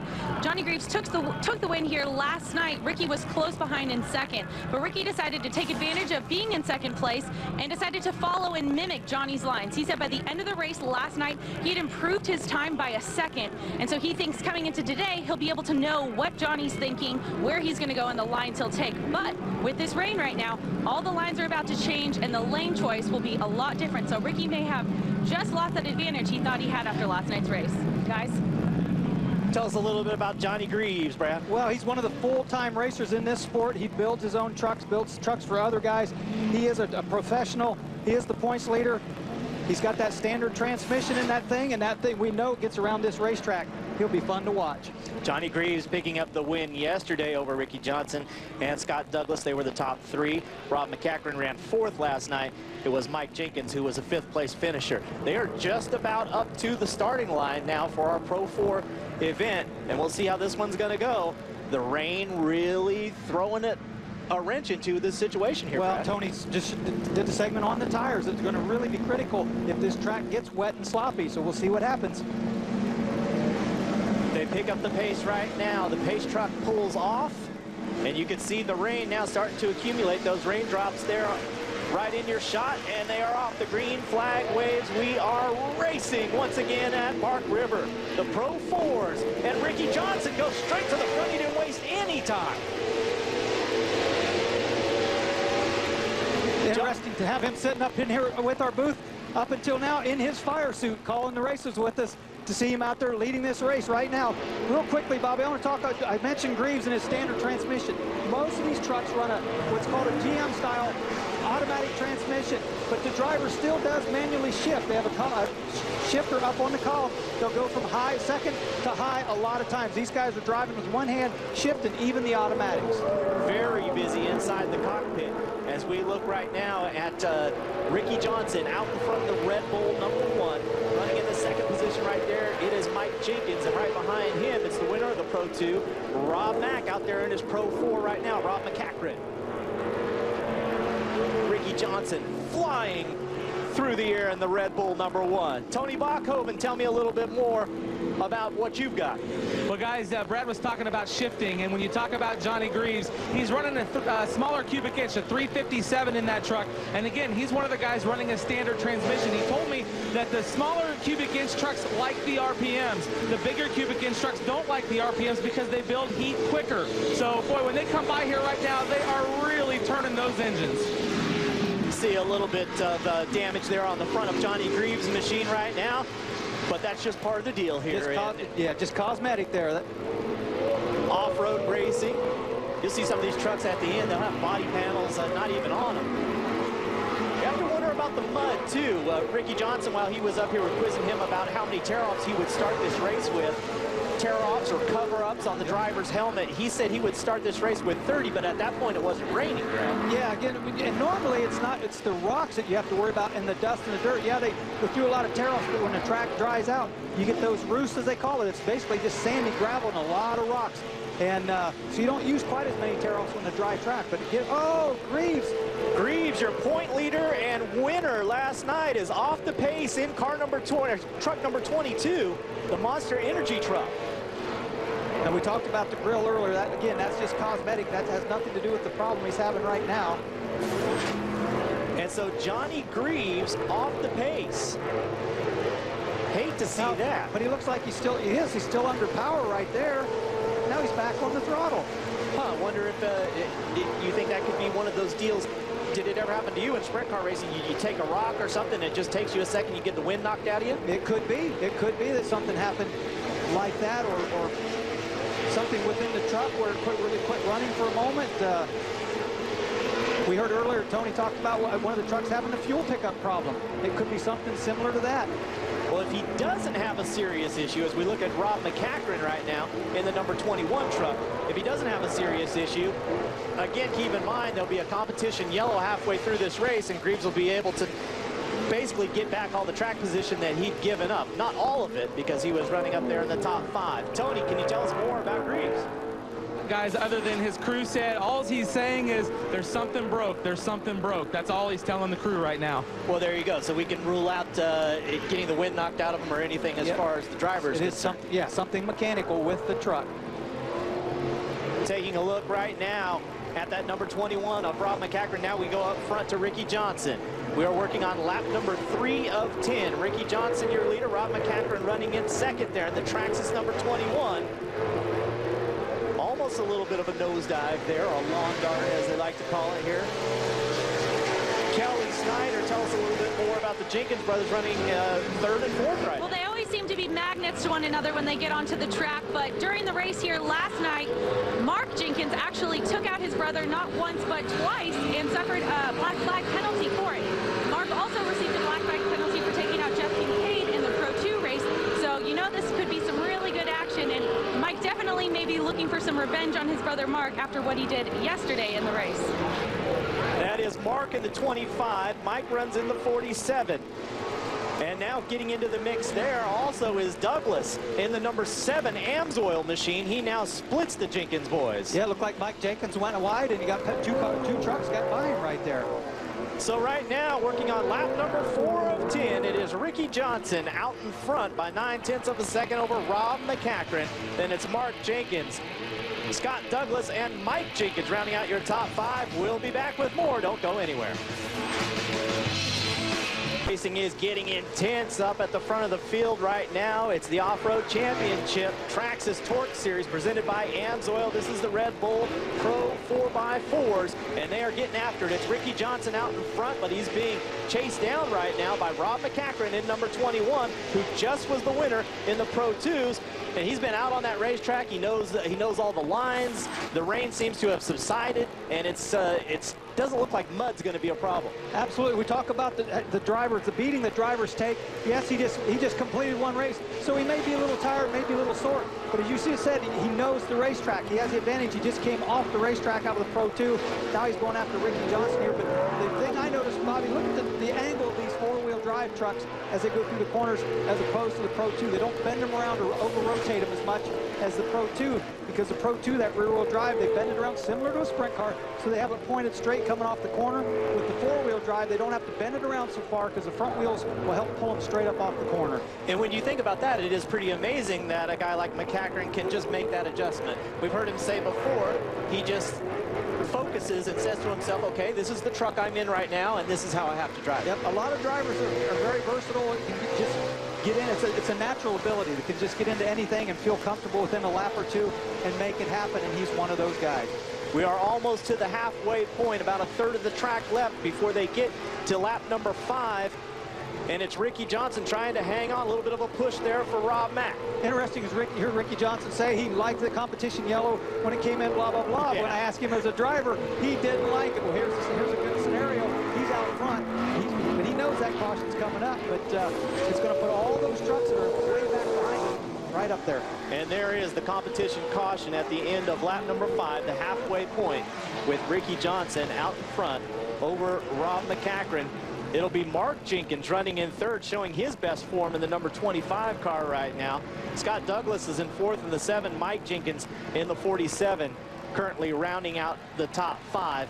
Looked like McCachran was maybe closing in on Johnson there a little bit. Yeah, it sure did. But again, we'll see what he has for him after this caution, whether Ricky was just running as hard as he needed to keep the lead, knowing this caution was coming up. We'll see how hard he goes now when we go back to green. Rob Mack in that number 21. And there's a good look at Scott Douglas. Kelly, tell me a little bit more about Scott Douglas, and will he be a factor in this one before it's all said and done? Oh, you know Scott Douglas will definitely be a factor in this restart race. He looks forward to the restarts, especially because he tries to maintain his truck until this point, because he really focuses on the second half. But more than that, he's going to be right in front of Mark Jenkins, I think it is, right behind Mark Jenkins. So we know that they have a past and history between the two of them as well. Somewhat similar to the Johnny Greaves-Ricky Johnson rivalry. There's been a lot of history between Scott Douglas and Mark Jenkins, so anything can happen here on this restart. Kelly down there on the track, and you can hear the engines as they come by her position down there. She's talking about Scott Douglas there, the driver number 7. He is 52 years old from El Cajon, California, sponsored by Amsoil.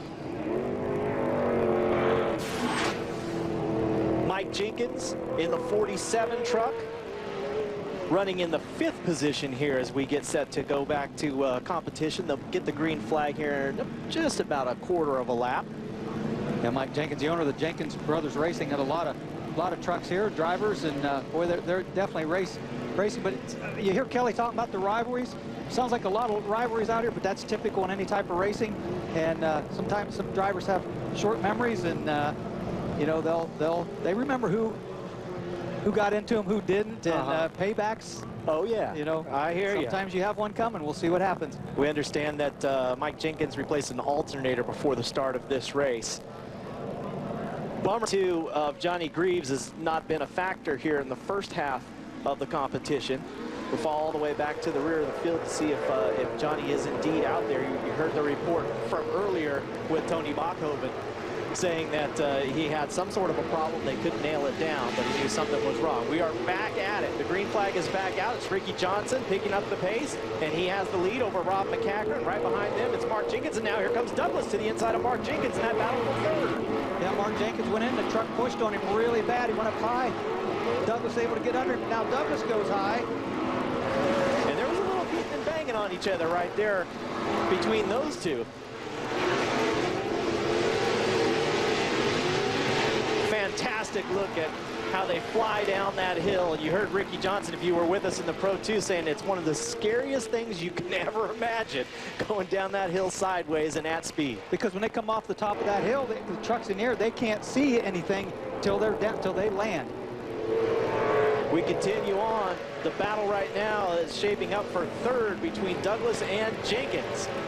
Those two going after it. You heard Kelly say that Mark Jenkins has had 2 black flags. Basically for rough driving this weekend already, so I'm sure that's in the back of his mind, and he probably knows he's being watched pretty closely. Mark Jenkins in that red number 25 truck, working on the back of Douglas in the number 7 truck. Up front, it's Ricky Johnson over Rob McCachran. Your top 4 starting to get away from the rest of the field a little bit. Adrian Cheney is running in the 6th position. Mark Kwame is currently in 7th. Mark Jenkins, known as one of those drivers we call a win it or wear it type of driver. You know, he's all or nothing. He goes for it, runs hard every lap. Boy, they're using up a lot of racetrack there, Brad. They sure are. You got a feeling that it's going to get real interesting before the end of this one between Ricky Johnson and Rob McCachran. McCachran trying to track him down. Stay with us. We'll bring you the conclusion of the Pro 4s. We are working lap number 7 of 10 at Park River International Raceway. The Red Bull Pro 4x4s are on the track, and Ricky Johnson has the lead over Rob McCachran, who's been dogging him for basically the entire race, but Ricky is not giving an inch. Well, Ricky went in really high right there, but he cut the corner off and really exited well. But Bobby, we talked about the rain earlier. It looks like it stopped. You can obviously tell the racetrack is not hurt at all. It's still dusty, so we're in good shape there.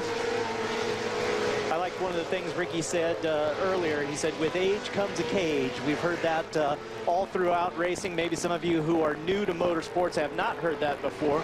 But Ricky showing that age, at age 48, he can still be out here getting it done with no problem at all. Rob McCachran is 48 years old, and Scott Douglas in the 7 is 52. And there are a lot of drivers who started in motorcycles in this series out here racing the trucks. Tony Bachhoven, what do you got? But guys, the section of the track, the Amsoil section where the trucks are at right now, the drivers have said this is the toughest part of the racetrack because it's the most technical, and it's also where they have to slow down the most to go over a couple of these different jumps. Keegan Kincaid told me this afternoon, this is also the place on the track that if your truck is really good, you can make up a lot of ground. Right now, we continue to watch this terrific battle for the 3rd position. Scott Douglas going at it with Mark Jenkins. Jenkins is in the red truck right behind Douglas in the white Amsoil machine. That's a big jump right there, Brad. Oh, boy. It opens the door right there, but again, Jenkins just can't quite get under Douglas. Thought he was going to slide out wide. It would be able to keep it out of the roost too deep. So many variables here in the off-road truck racing as far as the different lines, different positions on the track. Rob Mack now stepping up that challenge to your leader, Ricky Johnson. See, the racetrack's really hard packed right there. You see the lighter brown. It's really hard and slippery, little dirt laying on top of it. But the fluff, as they call it up there, they're actually leaning on the banking up there as they come off of that corner. Rob Mack really hard after Ricky Johnson right now. They flash by the the finish line to complete lap number 8. 2 laps to go in this one. Will Rob Mack be able to get it done? He is trying everything. He's giving it all he has to chase down Ricky Johnson. Ricky Johnson's the master of this. Right there's another good look at that 4-wheel drive. You can see those front tires pulling as he came through that corner under throttle. Love how they go over the jump and are actually turning in the air. Yes, they'll set the truck as they come off that last jump. They'll pitch the truck so when they land, they're already turned to get into the corner. Johnson making some hay there, and that part of the racetrack pulls away a little bit from Rob McCachran. But did you see how when he got in on the left front there, really buried the left front, you could see him really slow down, and McCachran closed in on him right there in that corner. The differential was 0.6 of a second the last time by the finish line. About a third of the track to go until they hit the white flag. There'll be 1 more lap to go. And I also like one of the things Ricky said. I said, last lap, the gloves are off. He's like, hey, they've been off. His rule is more like the last 3 laps. Douglas and Jenkins continuing their fight. Mark Jenkins is now taking over 3rd from Douglas. There's the battle for the lead. Ricky Johnson in the Red Bull number 1. Rob McCachran right behind him. The white flag flies 1 more time around. Does Rob Mack have anything for Ricky Johnson? Now Ricky Johnson, the last lap, like any driver, is thinking, okay, just got to get around here, got to hit my marks, no major mistakes, don't open the door. And one thing you don't have to worry about as much as you would maybe in a sprint car race is the threat of some sort of a full course yellow. It's very rare in these situations. You might see some local yellows here and there, but not often will you see a full course yellow on the last lap. Rob Mack really starting to close that gap now on Ricky Johnson down to the inside. Rob Mack with a hard drive sticks his nose in there. Clean racing though right there. He could have maybe put a fender to him. Rob Mack all over Ricky Johnson, but Johnson still hanging on to the lead. And again, you've got spotters talking to him, so Johnson knows exactly where McCachran's running, where he's maybe making up time on him. McCachran closes it up once again. Only a couple of turns remaining for Ricky Johnson as he leads it. Ricky Johnson on his way to victory and perhaps the points lead in the Red Bull 4x4s. Off the final turn, Ricky Johnson takes the checkered flag and gets the win at Bark River. Rob McCachran will finish 2nd. Mark Jenkins bounces back to post a solid podium finish in 3rd. And Douglas brings it home in 4th. And there is Ricky Johnson picking up the win in the Red Bull number 1. We'll hear from Ricky, find out if he learned anything up here in the booth that helped him out in getting the win here in the Red Bull Pro 4x4s. Kelly Snyder will have that. Stay tuned. River racing. races are complete. It is time to hear from the winner in the Pro 4 class, and that is Ricky Johnson. He is downstairs with Kelly Snyder. Well, guys, one very excited Ricky Johnson from up in the booth with you guys to down here on top of the box. Ricky, what a race that was. I know we talked earlier about how Rob McCachran and his driving skills, you know that he's not afraid to put it in there when he needs to and make those passes, but you held him off the entire time. Congratulations. I have to give it to those guys. You know, they ran a strong race. That's a new truck, new design from Traxxas. They're taking the innovation from the RC cars into Pro 4, and it's starting to work now. So anytime you put that kind of power behind it, Mike Jenkins and Mark Jenkins and also all the whole crew and that, they do a great job. But I just want to thank Red Bull, KMC, Peak Motor Oil, Pro Power, you know, everybody, BF Goodrich, because we run these things so hard, and when we're coming over these things, these chumps aren't real big, but we're hitting them so fast. We're hitting them like 100 miles an hour. The Fox shocks just absorb everything. It's an awesome ride inside, but once again, it's really great to be up front. Feel bad for Johnny. You know, you don't want to win like that, and I would love to try to beat him fair and square here. I got close to him yesterday, but unfortunately he had a mishap. But that's why it's a team sport, and Menzies Motorsports came out on top today in Pro 4. Well, Johnny was the current points leader coming into this race, and so with that, you may have bumped up and may have pushed him out of the points. Yeah, we're not points racing right now, to be honest with you. We're all such egotistical maniacs and probably like spoiled brat little kids that we cry we don't get our way. So you want to win every race. You hate finishing second, you hate finishing third, and it really just breaks your heart when something breaks on your truck. So that really sucks. So I'm just going out to win races. That's what I want to do. That's what I want to do. But I'd really like to wish my dad a happy Father's Day. I'd like to say I love you to Steph and my mom and Cassidy and Jake, everybody at home, and also congratulate my early Father's Day gift from Luke Johnson. He won the Pro Buggy class. You guys won't see it, but he won it. So thank you, Kelly. Congratulations, Ricky. Bobby? A very proud dad down there, and he is the points leader. He will take the lead by 5 points as we look at the results. Brad, Ricky Johnson, your winner. Yeah, you know, I've got to wonder if the other drivers are going to start protesting him coming up in the booth, because he did the same thing at Eldora, sat up in the booth, went out and won the Pro 4, did the same thing with us. They might want to put a stop to that. I hear that.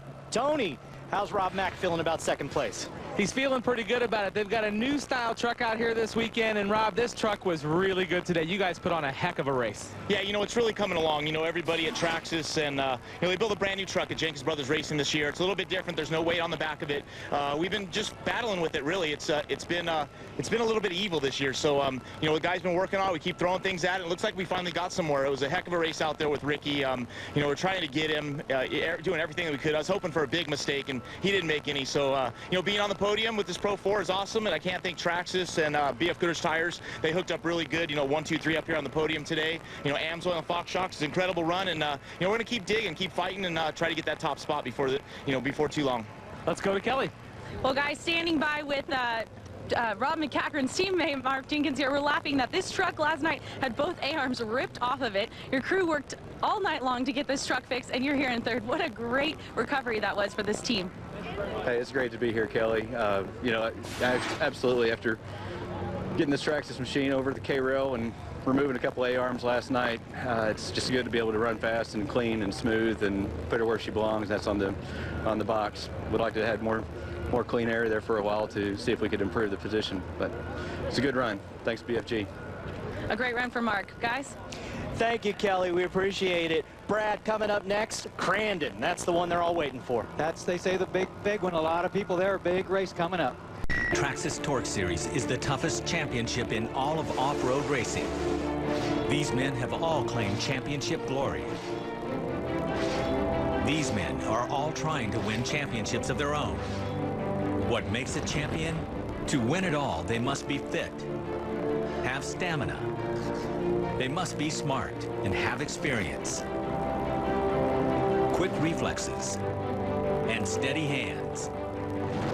But most importantly, they have to have the heart of a champion, the will and desire to stop at nothing to achieve their goal. Today, the Traxxas Torc Series moves to the most historic venue in all of short course off-road racing, CRANDON International Raceway. Find out who has all of these championship qualities and can walk out of here today with the win and get one step closer to the ultimate goal, the Torc Championship. It's coming up next, and it's only on Speed.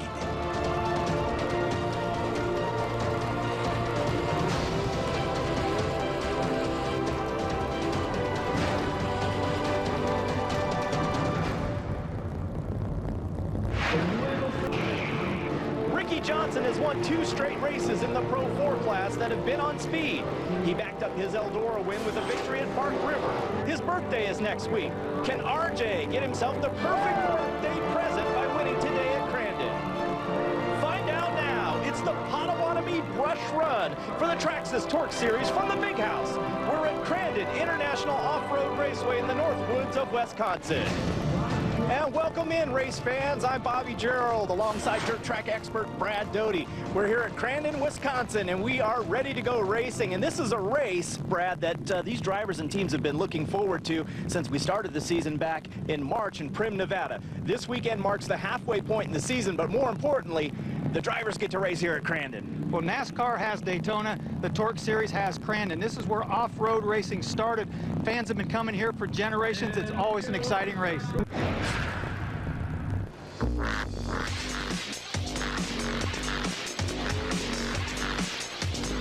Crandon is huge. You think about short course, most people think Crandon. It is the Daytona of off-road racing. This is where it started. This is where you want to be. This is where you want to win. The driving in here to the track and the scenery, the narrow street coming through downtown Crandon, all the people. Once you see the sign out front, Crandon International Off-Road Raceway, and coming in the gate, driving all the way in here to the pits, it's all just an awesome feeling, you know, knowing that you're here. Really, there is no other racetrack that comes anywhere near that. They live, eat, sleep, breathe this. It's what they do. It's what they love. It's their passion. The energy that feeds off of this place is unlike anywhere else. You get that rush, it definitely builds you up, lifts you up. The feeling that you get when you leave here with a victory is unlike anything else anywhere. I don't know what it is. Maybe it's just my personal feeling, but it feels like you got a little bigger bat to swing once you win one at Crandon. I love when I see new fan or somebody that's went to REDBUD or Charlotte or Chicago or somewhere, and they come to Crandon for the first time. It blows them away.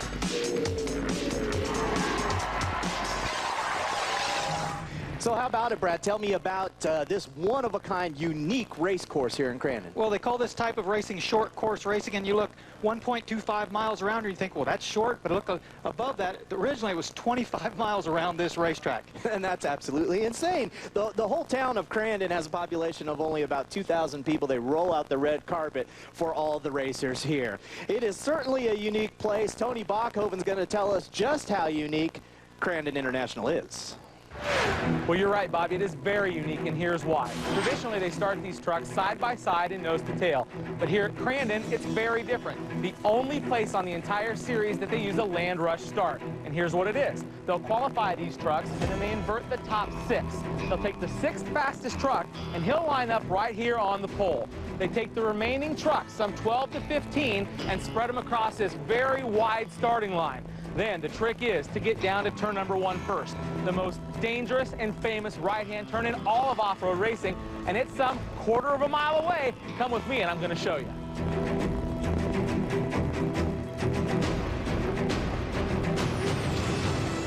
Remember, that was a quarter of a mile away. And when the trucks reach this point right here, they're doing well over 100 miles an hour. Now remember I said this corner is dangerous and it's tricky. It's dangerous because it's narrow. It's a right-hand turn and it's off camber. The guy that starts on the inside is carrying a lot of speed, but he doesn't have the optimal line. The guys that starting in the middle have a much better line entering the corner, and they have to really focus and hit their marks, because if they drift out wide, they're going to get right in front of those guys carrying a lot of steam on the outside. So the trick is to find the right line, get into turn 1 with a lot of speed, and remember, if you lift, you lose here at Crandon. And that is an excellent point right there, Tony. Now, one of the drivers we're going to keep an eye on today is Traxxas pilot Mark Jenkins. 2013's kind of been one extreme or the other. He's had some bumping and banging with other competitors, including his brother, and he endured the ride of the year to date at ELDORA. But on the second day at Bark River, he broke through with a huge win. He's a big brain guy, a biochem graduate from Texas Tech University. He's standing by with Kelly Snyder. Well, thanks, guys. We talk a lot about the contenders in this sport and how difficult it is to not only be fast, but also competitive. Mark Jenkins pulled off both of those things in Bark River, taking home not only your first Pro 4 race, but also the Oakley Time Bomb for the fastest lap. How exciting was that for you? Kelly, I'm just, I'm on cloud 9 right now, being here after the success we had at Bark River, getting that Traxxas machine on the top step. and letting those BFGs eat all the way around the track, you know, applying the technologies that BFG engineers were putting forward going into that weekend across changing track conditions. Getting all of those components put together is something that I've been missing for about 6 years now, right? And I think the ribbon that you gave me on Saturday, that helped me take a step back and focus and exercise patience and plan my passes, you know, 3 turns in advance. Well, I'm glad you didn't take it to heart what I said, but they talk about the first win being the toughest and also the most contagious. What are you looking for coming into Crandon this weekend? I think we got the mental bolts tightened down in the head, and the focus is where it needs to be, and that is being as competitive as the Jenkins Brothers crew has allowed that truck to be. It's a winning machine. It's up to me to let those BFGs do their thing, and we got new rubber under that truck, and you know, freaking ready. Let's get it on, baby. Well, guys, let's see if Mark can continue this winning streak here in Crandon. Oh, you could tell he is definitely chomping at the bit. And Brad, do you agree with that? You get that first win. Sometimes the next one comes easier. Oh, yeah, you heard him say mentally, everything's better now. He has proven to himself that he can win at this level.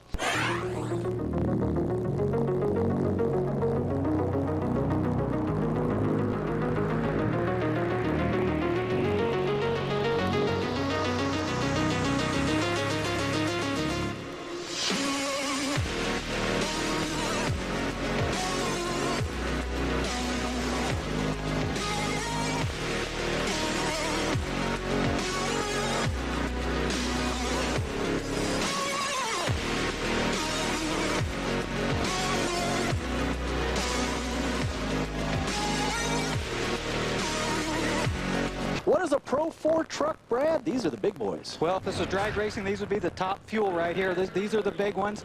4-wheel drive. Go around the front here. You can see it. There's 750 to 900 horsepower, but these trucks have to weigh 4,000 pounds. They have the 18-inch in the travel in the front, 20 in the rear. Good look at the cockpit. $250,000 in these trucks, and about $125,000 of that is engine and driveline in the rear end.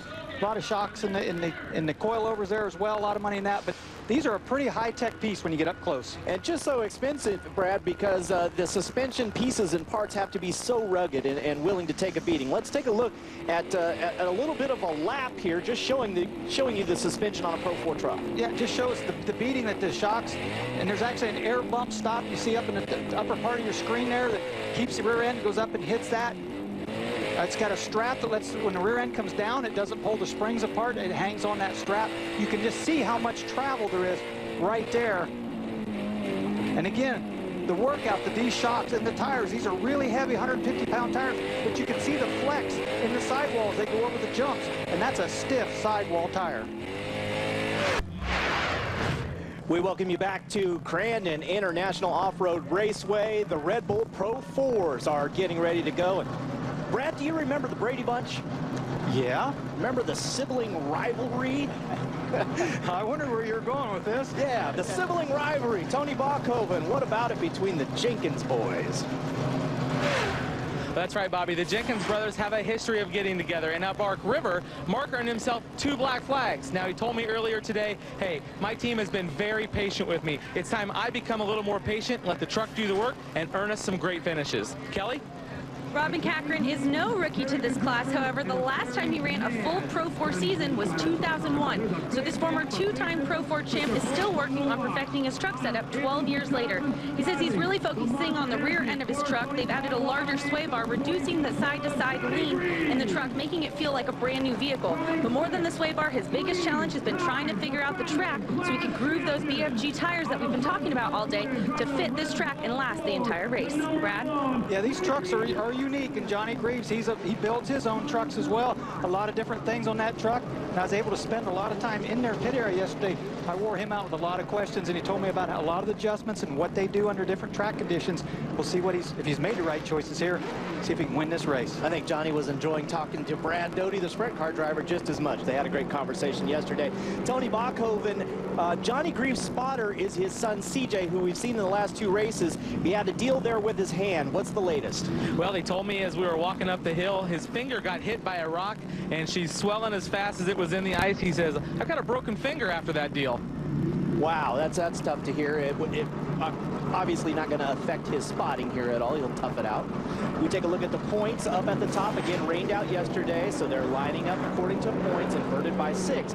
That gives Ricky Johnson that pole position that he likes to have, and he is 6 points up over Johnny Greaves. So let's keep that in mind as our man Herb runs across and gives the pointy finger to each and every one of these drivers, and they know that it's just about go time, Brad. They're ready to go. He's winding them up. Again, the adrenaline's flowing. Watch this start, folks. Well, Ricky Johnson said he's right where he wants to be. And they are off. Also some Sport 4s mixed into the starting grid here at the tail of the field. So we've got Pro 4s with about 3 Sport 4s, and into turn number 1. Jenkins side by side with Greaves. And Rob McCachran gets through in the 3rd position. Actually, they're in 2nd. It's Jenkins and Jenkins. They got the jump. Talk about the rivalry. Let's see if these guys trade any paint. Going for the win. That's Mark Jenkins who gets the first call in the red truck. Mike Jenkins, they're in 2nd place in the 47. Now Rob McCachran to the inside is going to take over that 2nd position. Ricky Johnson follows him through and has a nose up into 3rd. Yeah, when Mike Jenkins went in that corner, went in fairly slow. I'm not sure if he was uncertain. Same thing here, kind of entering. Not sure if maybe he's having a brake problem or something. It seems like entering the corners, he's slowing down, or he's not quite sure of where the truck's going to go. But he's lost a couple spots entering the corners. Ricky Johnson in that Red Bull truck. He runs in the 3rd position. Mike Jenkins right behind him there in the Traxxas number 47. So we work on the first lap here down the back straightaway. Track crew has reworked the racetrack from the Pro 2 to the Pro 4. They've out the graders, scraping all the bumps out of the racetrack. This is that tight 180 after that long back straightaway. Ricky Johnson gets through there cleanly, so we won't sock it in the nose. We'll kick him somewhere else. So far, he's gotten through there cleanly. 8 more laps to go here to keep it on all 4 wheels. Good battle up front. Once again, it's Rob McCachran who seems to find himself in the thick of all of these battles right now, chasing down your leader, Mark Jenkins, who is coming off of a big win at Park River. Well documented, Mark Jenkins having some issues bumping and banging with different drivers. Right now, he's feeling the pressure, Tony, from Rob Mack. Well, guys, right before the race, Rob Mack was the last guy to get in his truck. He was out surveying the launch area. There's some jumps in there, some small inclines and some dips, and a lot of mud in the middle there. He was trying to find the best line so he could get the most traction on that jump. And how about Mark Jenkins, though, Brad? You know, as we talked about earlier, Kelly interviewed him in the open. It seems like you get that first win, it becomes contagious, he said. Exactly. That's your confidence level. You've proven to yourself and your team, the competitors, everybody, that you can win the race. And mentally, that is huge when you get that first win. Especially after the year he's had. He's had some struggles, ups and downs, but well documented the black flags he's got for some rough driving, getting other competitors. Maybe going for a second back-to-back win here. McCachran hard on it right now after Mark Jenkins. Jenkins has the lead. McCachran swings wide there. That's going to allow Ricky Johnson to close up on him a little bit in the battle for second. McCachran's truck took a huge push there. Got the driver into the cushion, and that thing took a huge push. Now again, these are the 4-wheel drive trucks. They run straighter through the corners. You can see it. They don't bend them around as far as the Pro Lights or the Pro 2s. They don't let the back hang out much. Another great shot of McCachran as he came off that jump. You saw the right rear tire really collapse, almost the rim dig in. And these are really stiff, hard sidewall project tires. And it almost bottomed out and hit the rims. He came off that jump. Terrific battle for the lead. 1, 2, 3. It's Mark Jenkins, Rob McCachran, and Ricky Johnson. Johnson stepping up the pressure on McCachran. McCachran, that number 21, I got a kick out of him yesterday, Brad, when the rain started to fall. He said, I have my 2 children here. I have my girlfriend's 2 children here. They're between ages 9 and 13, so they've got 4 kids with them. And he said the memo had been given to him that they were bored at the rainy racetrack and needed to go have some fun. So he's trying to balance going to the races with keeping the whole family deal going. And it's tough. That can be tough. But we talked about all the drivers from the aches and pains or whatever it may be. When you strap in that truck, when you put your helmet on, you've got to block all that stuff out and just focus on what you're doing right now. And that's what he's doing. He says the Wisconsin Dells, though, are awaiting here once they take the final checkered flag this weekend at Crandon. Mark Jenkins continues to show the way. Ricky Johnson and Rob McCachran in hot pursuit, though. Definitely a battle going on behind Mark Jenkins. Between Johnson and McCachran. back down that long straightaway into the first turn.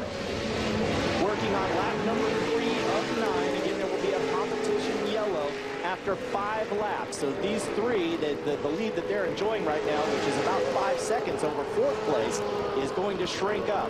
But again, keep in mind there are points available to the top 2 at the halfway point. And Ricky Johnson sticking his nose in there for second. It's a great battle. They're side by side, Brad. And he's got him. I thought it was going to be a total slide job where he's just going to take McCaffrey's line away. He did give McCaffrey enough room on the outside to try to battle back, but he still was able to hold him off. 2 veteran drivers dicing right now for the second position as Mark Jenkins continues to show the lead here.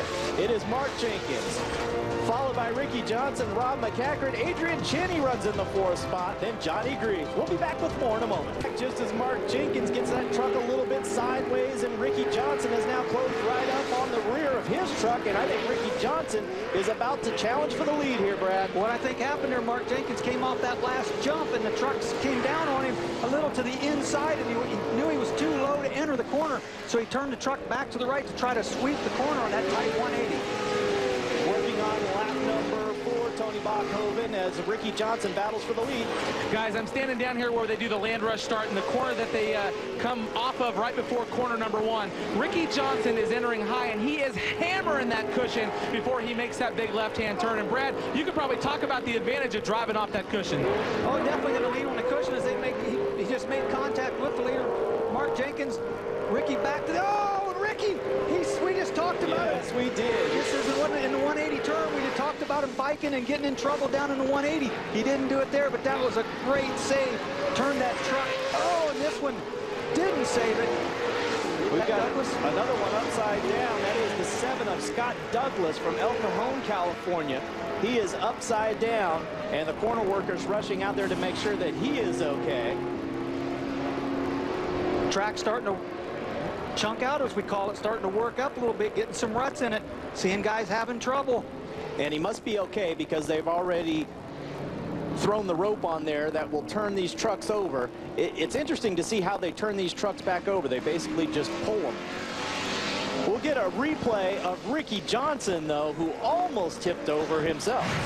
We were talking with him earlier in the booth about what happens when a truck bicycles or any race car or truck, you got to counter steer into it right there. Look, he turned the wheel to the left. Boy, he sure did. His instincts, he turned it, set the wheels back down.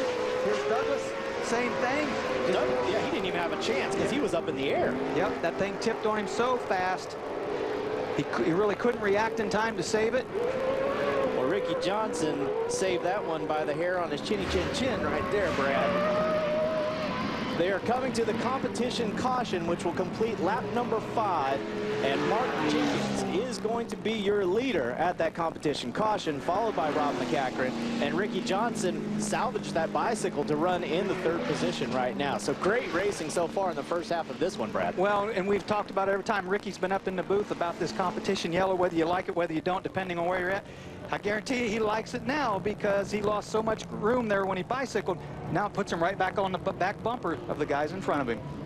This July, baseball's greatest stars watching this Pro 4 event unfold. Kelly, what's going on from your vantage point? Well, guys, talking to the drivers after their meeting this morning, they told me all the places that I needed to really watch for the track to develop and possibly cause some problems for these trucks. They talked about the land rush start, which we saw. It's always exciting. The gravel pit turn. It's a big, wide corner with several ways to go through it. So some guys are taking the fast, high up line and coming sharp down on the inside, and other guys are taking the lower, tighter turn, but maybe allowing for those passes. So there's lots of holes and ruts starting to develop in this track. The guys know the spots in the track that this can happen, and they're really, really being aware of it. But we've seen several of the guys catch the ruts, catch their wheels, and also make those passes on these big, wide turns. So that's what they love about Crandon, and those are the obstacles that they face when they come out here on this track.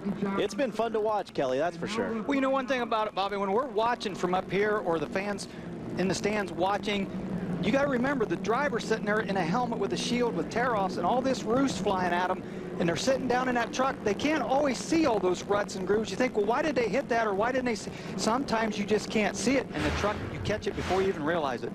This is a battle for the lead earlier in the race as Ricky Johnson took a look to the inside of Mark Jenkins. Nice run right there. This is where you can see the truck pushing on him there. A little bumping and banging, and then that led to this. This was right after that first bumping incident, and Ricky really trying hard, but he did exactly what he told us that any driver should do in that situation. As they start to pick up the throttle once again, Brad, now, and we will head back to a green flag. Can McCachran or Johnson? Johnny Greaves now up in the 4th position. Can he make a move? Can Adrian Cheney, the wild fan, who's in 5th, that bright orange truck get up there and possibly challenge?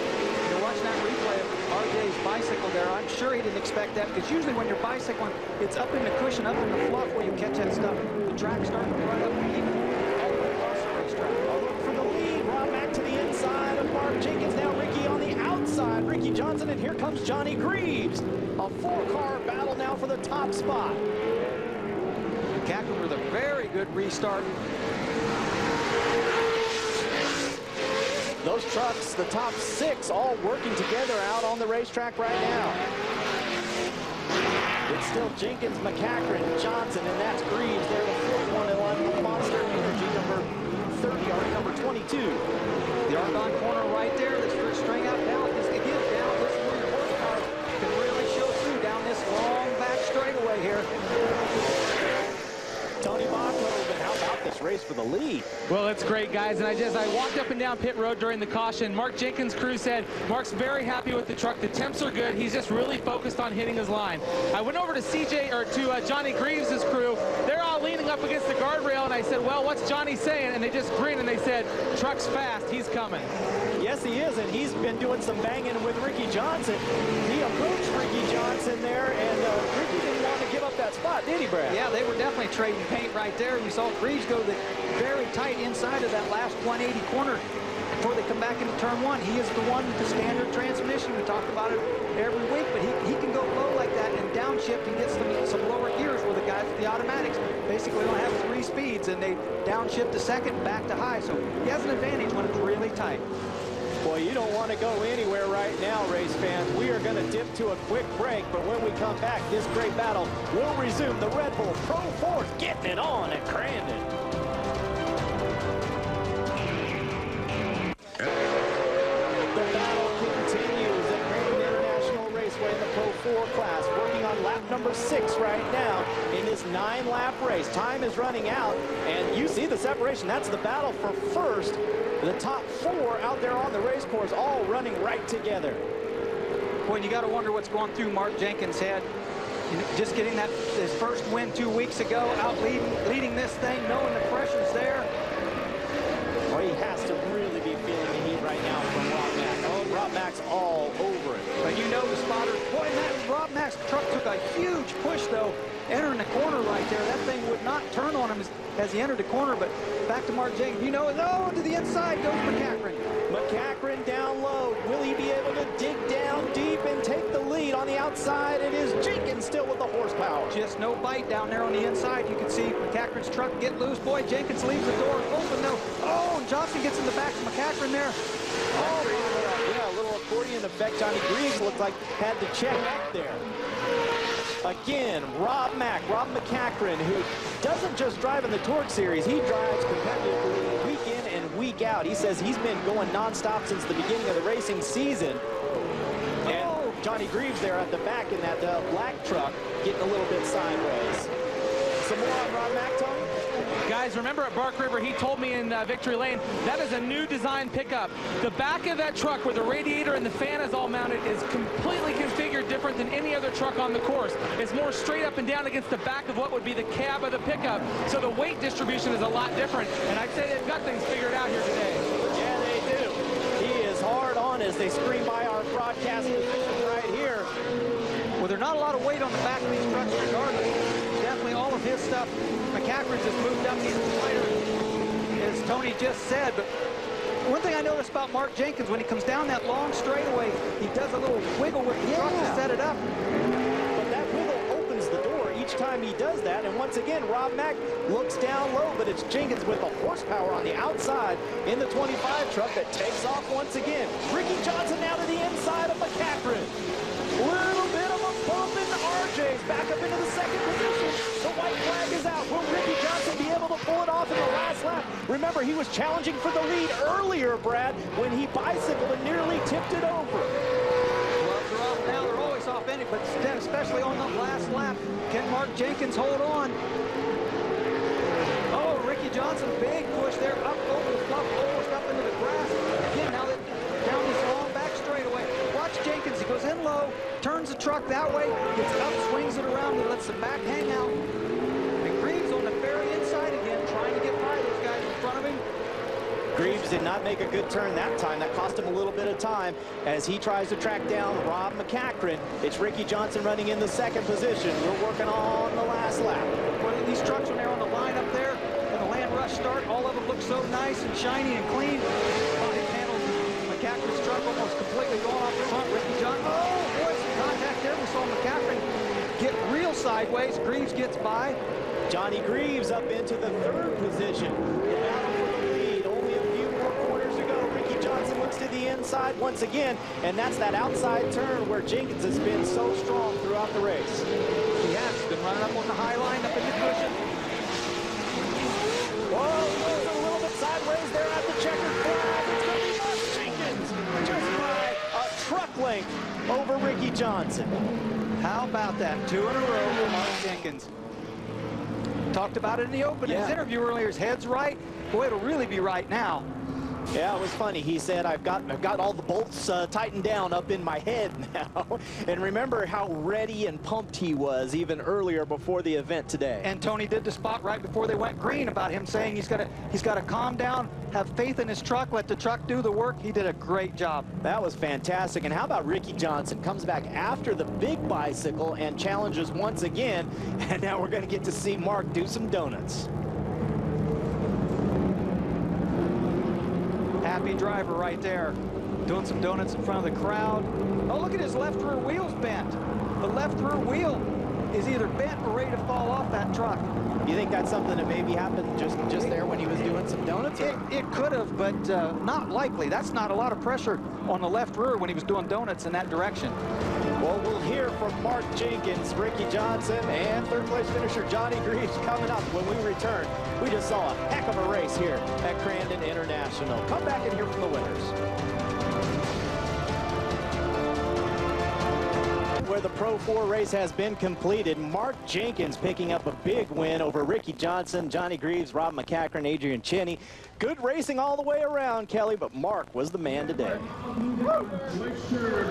It's BMG time. Traxxas to the top.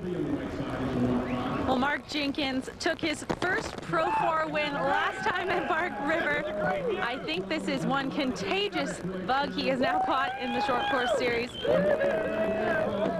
I'm pretty sure the entire Traxxas team is extremely excited for their winner. 2 in a row for you. We talked about getting the momentum and building that up, and it was all about your head game. You had to be patient and let this race and this truck come to you. What a wonderful race you had. Congratulations. Thank you, Kelly. It's great to be here. Second weekend in a row.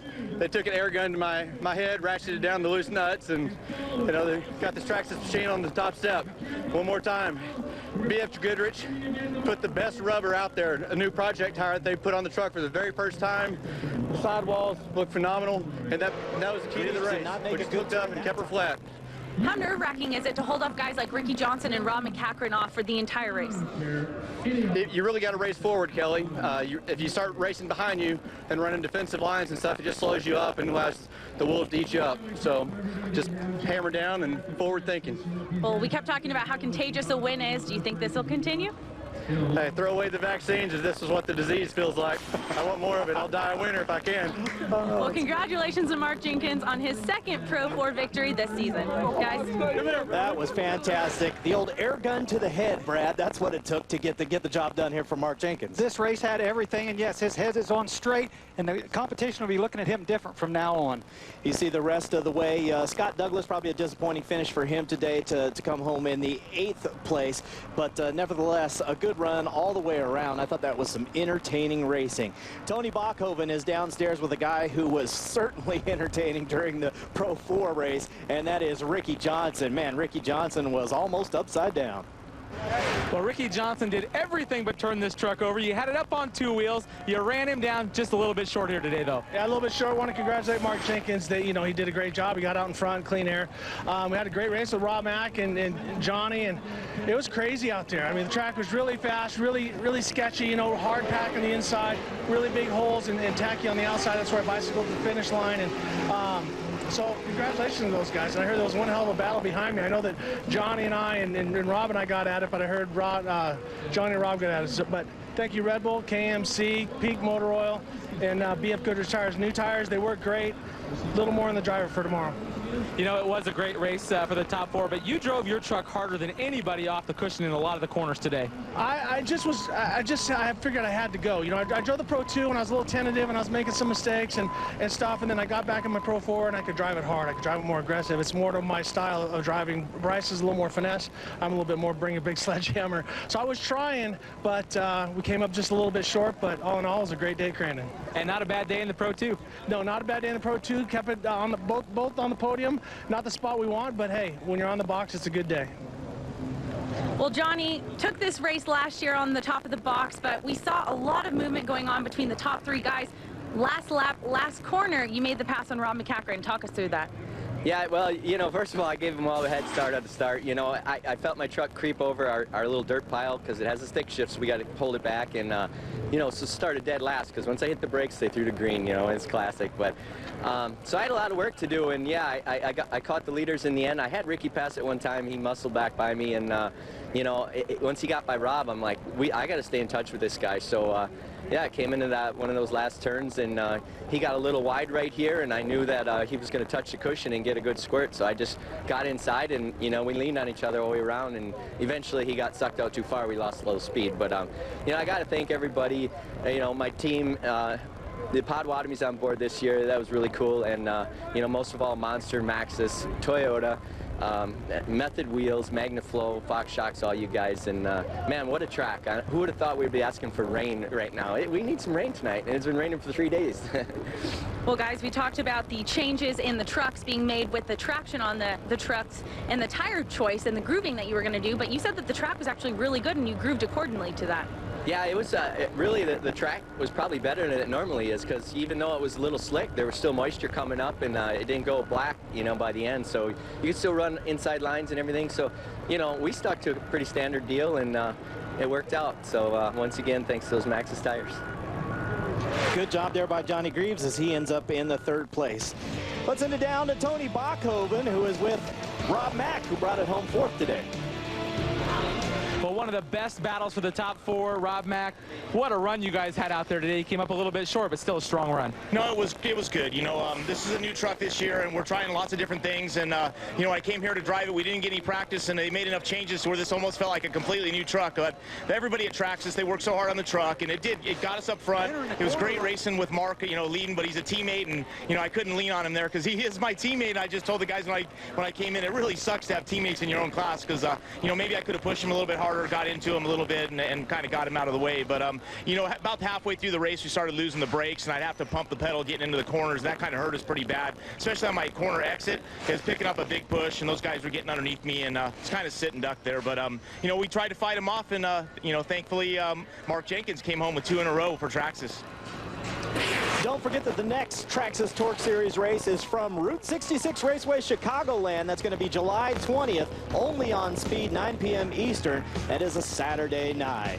For more on the Traxxas Torc Series presented by AMSOIL, log on to speed.com. For Pete Richards and Brian Lockwood, Tony Bachhoven, Kelly Snyder, Ricky Johnson, and Brad Doty, I'm Bobby Gerald, wishing you well from Crandon International Off-Road Raceway. From the outskirts of the Windy City in Joliet, Illinois, Speed is proud to bring you coverage of the Traxxas Torc Off-Road Championship. The fans are ready for some fun and some high-flying action, and the heroes are in place. From Ricky Johnson to Rob McCackren. Hello, everyone, and welcome in. I'm Bobby Gerald alongside road racer extraordinaire, former Trans Am champion Dorsey Schrader. And this weekend in the Traxxas Torc Championship marks the beginning of the second half of the season. And Dorsey, the last couple of events have been in the natural terrain of Bark River and Crandon. And here, things get a little bit tighter. How do these teams adjust? Well, coming out of back-to-back races on long straightaway tracks like you talked about, you optimize straight line speed. But here, Chicago is a bull ring. You have to brake, you have to turn, and you have to launch. It's really hard on drive line, but one other thing, the racetrack surface here is extremely abrasive. It's tough on tires. It was tough on tires last night to the Pro 4 race. Dorsey, that was one for the ages. They were 3 wide, sometimes 4 wide. Ended up being a great 3-man battle. Well, I'll tell you, Mark Jenkins, as best I've seen him drive, he held off Johnny Greaves, had the crowd behind us on their feet going crazy, but they forgot about one thing. It was Ricky Johnson. He was going to make it real interesting. Ricky Johnson closed up. He ended up finishing second. Johnny Greaves was the winner, and he's standing by with a third member of our broadcast team, Tony Bachhoven. Well, last night in the Pro 4 division, one of the most exciting races we've seen so far this weekend. And Johnny Greaves, you were pumped when you got out of the truck after that race. Yeah, that was an exciting race. You know, you gotta just love the chance, have the chance to be in one of those great races that battle right to the end. And you know, it was time to go with 3 laps to go, and I tried everything to get by Mark, and I couldn't make it happen. And Ricky was coming, and so when they told me it was time to go, we put it down, and man, it was a battle those last 2 laps. There was fenders and doors flying, and right to the finish. So it was a great time. Great times and exciting times, and also extreme times this weekend. I'll tell you, Tony Bachhoven earlier today, he was going to school really learning. Tony, I saw you getting an education from some of these guys about telemetry on these trucks. What'd you learn? Well, I learned a lot of things, and don't let the high-flying, fender-flopping nature of these trucks fool you. They're very technologically advanced. During qualifying and practice, these teams measure the bounce, the ride height, the G-forces both up and down. Then when you move into the cockpit, they measure the brake pressure. They measure the throttle position. And then not only that, underneath the hood of these monsters, they're measuring temperature, both oil and water, the fuel temperature, and then they lay that all together. They find the fastest place on the racetrack. They share that across 7 trucks, and that's how Team Traxxas finds their way to the front. We welcome you back to Chicagoland Route 66 Raceway. It is the battle in the bowl, and the Pro 4s are about to hit the racetrack. Johnny Greaves has been one of the top guys all season long in this class. He's the points leader coming into this weekend. Kelly Snyder can tell us a little bit more about Johnny. Well, coming into this weekend, Johnny Greaves sat 7 points ahead of Ricky Johnson for the top spot in this class. The only thing he didn't have over Ricky was a win here at Route 66 Raceway until last night when he made that impressive pass to first on the last 2 laps. Coming into tonight, this track is no longer something he has to conquer, and he's looking to sweep the podium this weekend. Tony? Well, Ricky Johnson plans to be Johnny Greaves' spoiler this weekend. The last 2 years, he's won this race on the second night. Tonight, he plans to do the same. A lot of momentum, Dorsey, as Ricky Johnson rolls out on the track. Well, Scott Douglas comes into the race. Second place finishes, but guess what? He won this race last year. Scott Douglas certainly going to be one of the guys to keep an eye on. Last night he finished 4th in the Red Bull Pro 4s. There's a good look at Scott Douglas. Let's check out who has been on top during the season in Pro 4s. Mostly it's been Johnny Greaves. You see Johnny Greaves there at Dodge City, Eldora, Crandon, Ricky Johnson, and Mark Jenkins breaking through after having some trouble in the early part of the season. But these Red Bull Pro 4s, Dorsey, these trucks are the real deal. These are the big dogs. Look at that number, 900 horsepower, full-time 4-wheel drive, 4,000 pounds with the driver in it. Suspension travel, tons of it. Rob McCachran is one of the most versatile drivers in off-road racing. He doesn't just run the Torc Series, he runs here, there, and everywhere. He was the 2009 Pro 2 champ. He doesn't have any wins in Pro 4 so far this season. We'll see if he can get it done. There's Mark Jenkins in number 25. Coming into this weekend, he was 5th in the points, and you may remember him as our last TV winner at Crandon. He drives that Traxxas red number 25, and his brother is Mike Jenkins in the number 47 truck. Mike will be another guy to keep an eye on here. He finished 6th last night in the Red Bull Pro 4. His best finish so far this season was a 3rd. He's done that a couple of times. Let's take a look at the starting grid. This is how it'll look. It'll be Mike Jenkins, who we just talked about, starting up there on the front row with Rob McCachran and Jenkins. Then it'll be Scott Douglas and Mark Jenkins. You see Ricky Johnson and Johnny Greaves, and once again we remind you that they are inverted by 6 based on last night's finish. So the winner, Johnny Greaves, starts in the 6th position. That's how this deal will go. Johnny Greaves is also the points leader, Dorsey, as we take a look at our race analysis. We've got our 15-lap race. We've got that mandatory caution that comes in at lap 8. That caution lap does not count, and all it is if you need something like a tire repair or something, they get just a little time to do it. So right now they are on a little bit of a pace lap. They've added some water to the racetrack in between events here. Dorsey, how does that affect what's going to happen here right at the green? It's going to be real slippery the first couple laps for these guys, but they're trying to get those ruts that we saw forming up there in the last races out of there. Tony Bachhoven, what do you have down there?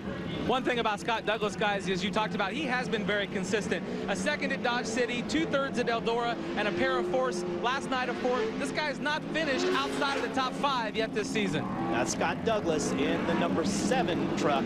We should also mention there are some Sport 4s tailing the rear of the field here. Those 3 trucks kind of serve as jam trucks, if you will, here as they gain experience out here, Dorsey. Well, their whole setup is not worth any more than the one engine for these guys up front. And it's smoker up front already. I don't know what that's from. The green is in the air, and it's Rob McCachran who gets the first call. He jumps out in front in that 21 truck. And again, keep in mind, he's still looking for his first win in Pro 4 so far this season. That's his tire smoke that I saw earlier on. No big problem right there. These trucks sliding around a lot. They're full-time four-wheel drive, so they can handle this. This track will dry out quickly. Adrian Chinney there in that orange machine getting off the racetrack. He took the escape road around, which you can do as long as you don't advance your position or gain any kind of advantage. Yeah, they told him at the drivers' meeting, if you get off the racetrack, you have to get off the gas a little bit. So that's the way that goes down. There's Johnny Greaves, your passenger in that black monster number 22 truck. Had it up on the cushion, scraping the wall with the right rear fender. Look at all the roost that he collects there, Dorsey, right through the windshield and into his face shield. Good pass right there, cross underneath. And makes the repass. Not yet, he hasn't. Oh, those two are getting after it. Scott Douglas and Johnny Greaves. I didn't think he was going to be able to make that turn there, Dorsey. Greaves almost got into that tire. Another bang right there. You can tell they don't have to repair and race again tomorrow. This is going to be go for broke tonight. Yeah, you let it all hang out. And you also notice the Pro 4s, because they're four-wheel drive, a little less sideways in the turns because they've got all 4 corners working for them. Yeah, they got all 4 tires pulled over, 900 horsepower just to get the job done with. And look at Johnny Greaves on the outside. I mean, he's banging the wall. He's using up as much real estate as you possibly can. Well, you can't spin out up there, that's for sure. Johnny Greaves working in the 2nd position right now. You see him in the black truck being followed by Scott Douglas in the AMSOIL number 7. Tony Bachhoven. Guys, you talk about Johnny Greaves. He's a truck width above what is called the cushion, up in the junk, running a line that nobody else is running when they go around the outside of this racetrack. Gives him a lot of momentum up there. Like I say, when you're scraping on the wall, you're not going to spin out up there either. He's trying to get that groove in because it's not going to have the ruts that we're seeing down below. Could this be the day that McCachran breaks through? Johnny Greaves running in 2nd, Douglas right behind him. Douglas really scraping that left rear wheel and tire. I mean, it's been smoking since lap 1. I don't know if there's a ride height issue over there. But you got to worry about if that's going to pop or not. There's a good look at both of those guys working in 2nd and 3rd. And there he is, 4 wheels over the cushion. Johnny Greaves. That is just a great shot. A lot of momentum carried up there. He's running a stick shift car. All these are automatic trucks. That truck, though, that Toyota, is a 5-speed. And how does that give him an advantage, and what would be any disadvantage he might have, Lord? Well, one advantage is he's lighter. As a result of that, he's running a smaller displacement engine, why he chose that transmission. It gives him a lighter truck. And if things get really nasty where you get real slowed down to almost a stop, he can get that first gear and get out of there. Uh-oh. Mike Jenkins is pulling into the pits in number 47. Well, he's got a problem anyway. He's pulled off to the side. Yeah. All the tires are up. I don't know. It's got to be mechanical. Rolled right past all of his pit guys. We see, maybe get a look here at what happened. Oh, it just went straight. He had something mechanical steering-wise, I think. Tony Bachhoven, give us some more info on Mike. You betcha, no power steering. He went into the turn, no power steering. Well, there you go. So Mike Jenkins telling his crew right now he didn't have the power steering. He is dejected, taking off the gloves and the helmet as Rob McCachran leads early here. We'll be back with more. Route 66 Raceway, the Red Bull Pro 4s are on the racetrack at full song right now. It's Rob McCachran out in front by 2.6 seconds the last time around over Johnny Greaves, who works in the second position, that black monster truck. And Rob McCachran's been running a real tight line until right now. He's been down on the bottom almost all these different corners, and I guess he didn't like it because now he's moved back up. He's kind of up where Johnny Greaves has been running, up on the outside by the wall. McCachran, still a little bit of a push up on the top, Tony Bachhoven. Well, guys, Mike Jenkins down here, very dejected. What's going wrong with your truck tonight? You know, we're working on a new pump, trying to use this pump, and it's given us problems once before. There's so much pressure we're trying to use this front steering, and it just snapped the shaft, we think. Lost power steering, went into the wall. It's done for the night. Sorry to see Mike Jenkins out of the competition. Really good guy, Dorsey. Yeah. Definitely an asset here to the whole series. Well, the loads they put on these front-wheel drive steering components is unbelievable. When you got that huge tire, you jump in these 4,000-pound trucks, you know, 8, 9, 10, 12 inches in the air and then slam them down on those tires. Well, guess what? It's right through that steering shaft. And the pump failures are not something that's uncommon either. You can't imagine the abuse that the pieces and parts on these trucks take, and that's why these are pretty expensive trucks, Dorsey. These trucks could be upward of $500,000. That's insane. It is. Well, you're building a 900 horsepower engine. That engine alone is sitting there in about the $80,000 to $100,000 bracket. And this is high tech. We just saw that. Tony showed us all of the telemetry that is needed nowadays to gather the information to make these work. Yep, telemetry a lot back in your day. Yeah, we had all the same telemetry and probably more than what they're using. But you can analyze all those things and find out all the small little areas where the driver's making mistakes and where the truck's not doing what it should be doing. Rob McCachran out in front. McCachran really looking good in that number 21 machine right now, Dorsey. Like this could be his night. He's changed his line around the racetrack completely. He was working down low, and he didn't like it down there. I think he saw that Johnny Greaves was up on top of the wall and gaining on him, so he's moved up to there. This is the most experienced driver there is. He runs off-wheel, four-wheel drive truck, two-wheel drive, off-road, desert. I don't care what it is. If it's a truck, he's in it. Rob Mack, they call him for short, and he is the man right now. I can tell you he's been doing this a long time, because back when I was racing Ford for Jack Roush back in '89, he was in a Ford truck, and he was running back then too. Good look at the battle for third right now between Scott Douglas and Ricky Johnson. Ricky starting to make his presence felt now as he closes up on the back end of that number 7 truck. Now Ricky looks really smooth. If you look at the attitude of the truck, his truck isn't bouncing around nearly as much as we've seen the others. We're getting close to the competition caution, and there it is right now.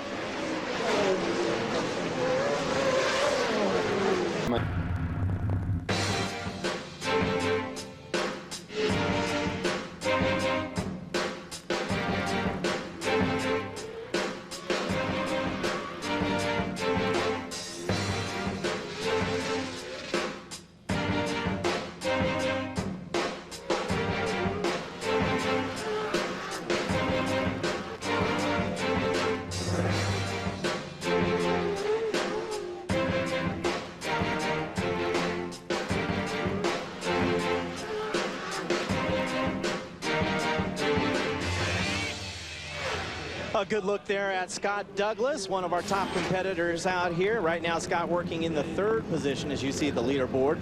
After 8 of 15 laps, we've reached that competition caution here that tightens up the field. Rob Mack, Johnny Greaves, and you can see that bright orange truck out there. That's Adrian Cheney right now, who is working in the 6th position. Cheney so far this season is a guy that has a couple of 5th place finishes. Ross Hook right behind him. He drives a former Johnny Greaves truck. There's a good look at Cheney, currently working in 6th right behind him. There is Russ Hook in the number 10 truck. And Mark Kwame, another one of the guys out here, a pair of 6th place finishes are his best run so far this season, and the green flag is back out. They don't give him a whole lot of time to do much on those competition caution laps, do they? No, you got to be in a hurry to get that done. It regroups the field, and you see that the race is back on again. So tough to see Mike Jenkins out of this one. Looks like he finally decided with just one Jenkins brother. Mark Jenkins working in the 5th position right now at the rear of this 5-truck freight train. Ricky Johnson, really tight line around that big tire in the infield, trying to find a way around Scott Douglas. Scott Douglas, I should mention, also sometimes opts for a stick-shift transmission over an automatic.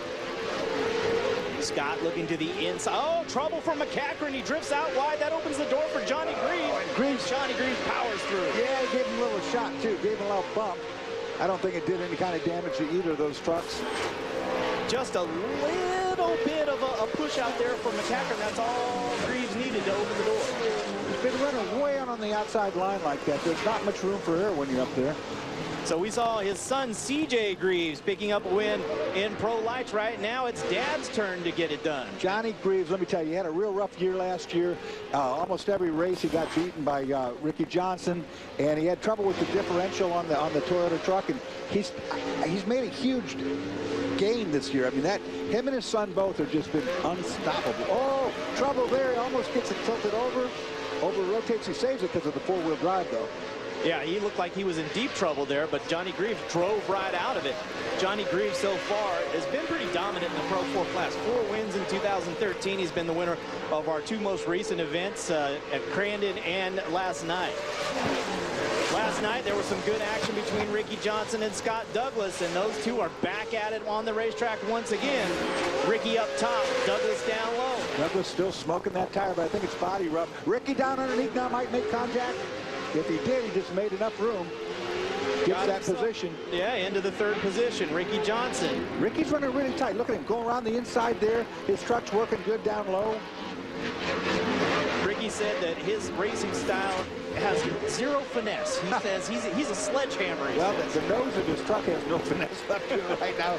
He really did get into the back of Scott, I think, because you can see it rearranges the front of the truck.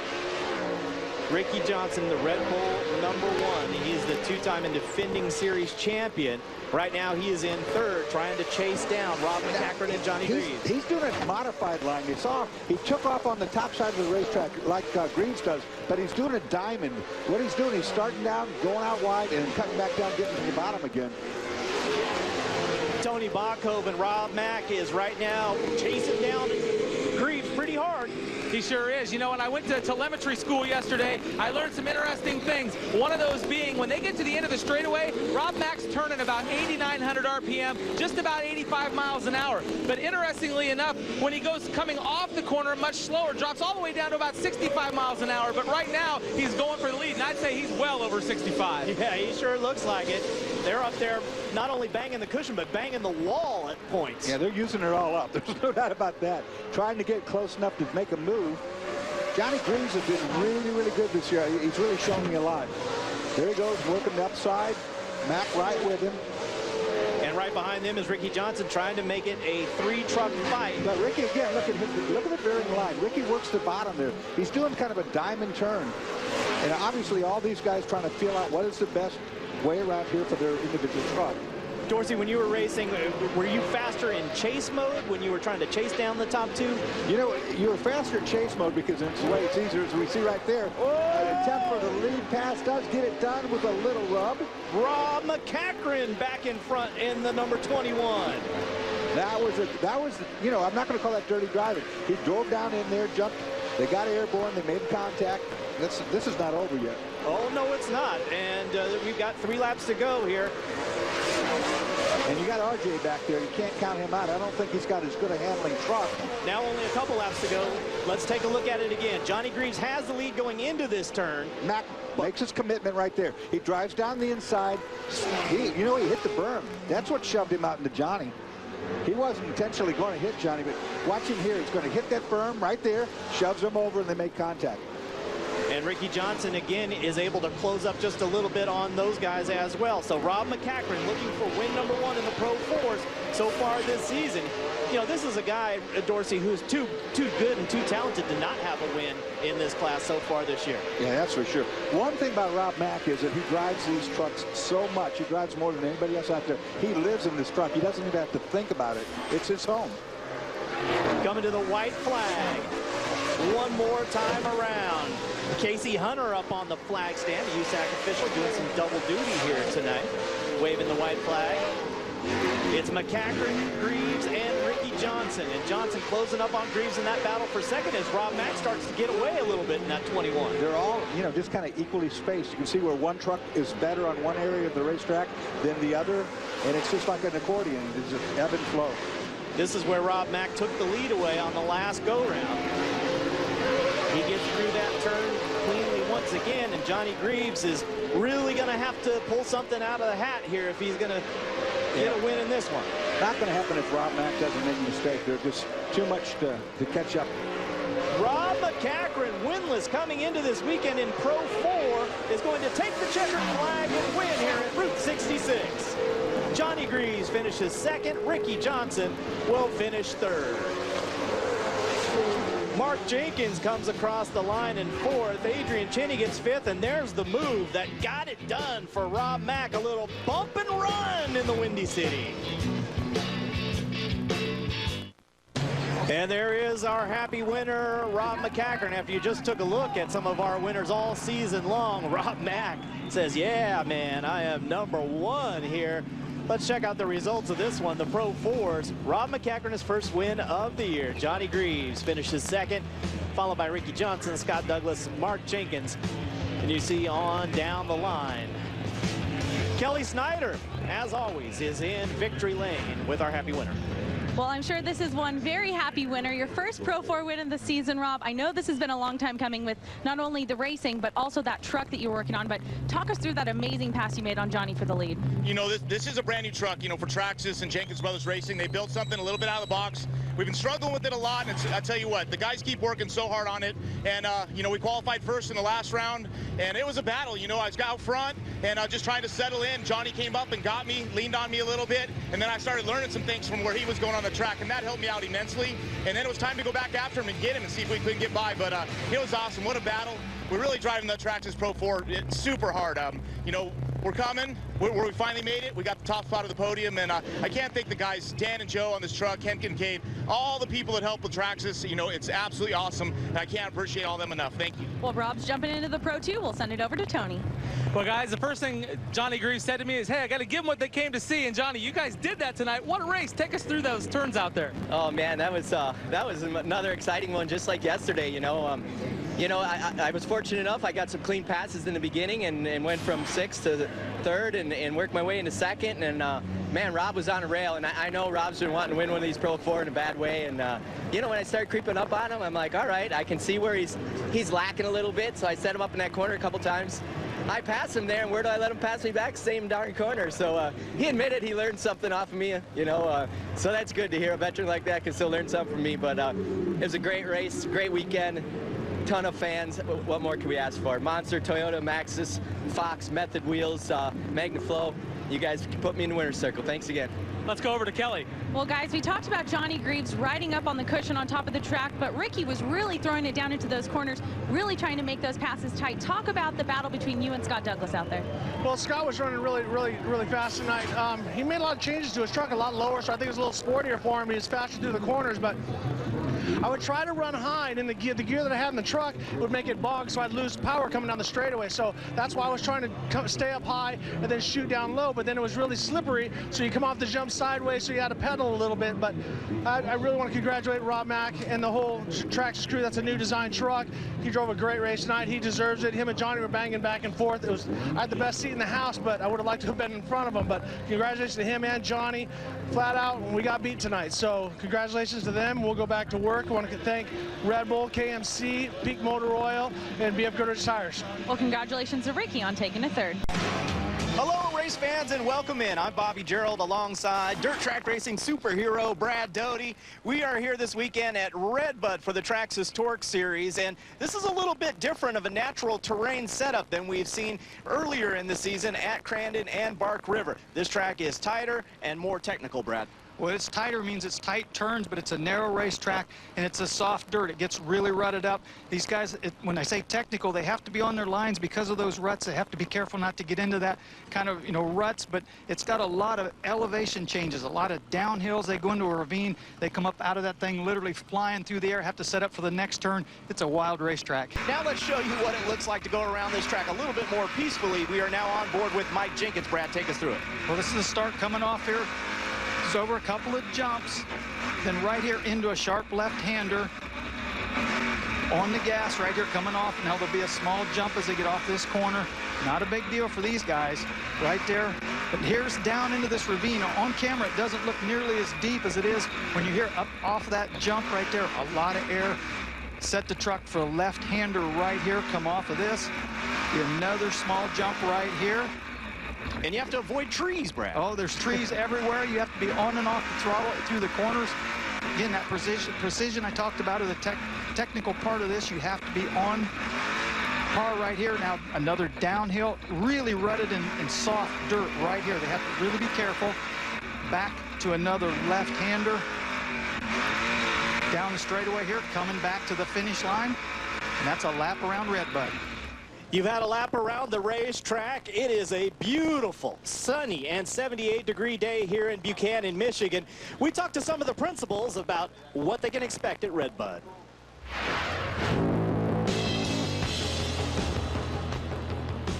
This is what we consider a natural terrain track, and we love those because that's what the sport was built on. We do have trees, we have uphills, downhills, and off-camber turns and things of that nature, but for us, that's the exciting part of it. They made some changes compared to last year, opening up some huge jumps. I mean, we're flying one section, I think we're doing 150 feet in the air, and then it's super technical, tight. Different style obstacles that we don't typically deal with, which is cool, It's a motocross kind of track. I've been in motocross forever, and it helps a ton, just the flow of the track. I think passing is going to be a challenge out here because there is some one-line racing. With the right turns and being aggressive, getting your nose in there, I think it can be done. If you're not on your game 100%, it's going to bite you. It's just not just about driving. You got to respect this track. There's no question that you got to push it to the limit. Unless you're two-wheeling it, unless you're on the verge of wrecking, you're not going to do anything out here. You can't just drive it wide open. It's going to be hard to pass on. You almost got to go door to door with somebody to do a pass, whether it's a good one or a... So it's what they gave us for a track. The whole track's just got some flavor, it's a different style racetrack for sure. The track's in great condition, the dirt's really good right now, the weather's great. I think it's gonna be fantastic. Today at REDBUD, I expect to see kick-ass racing.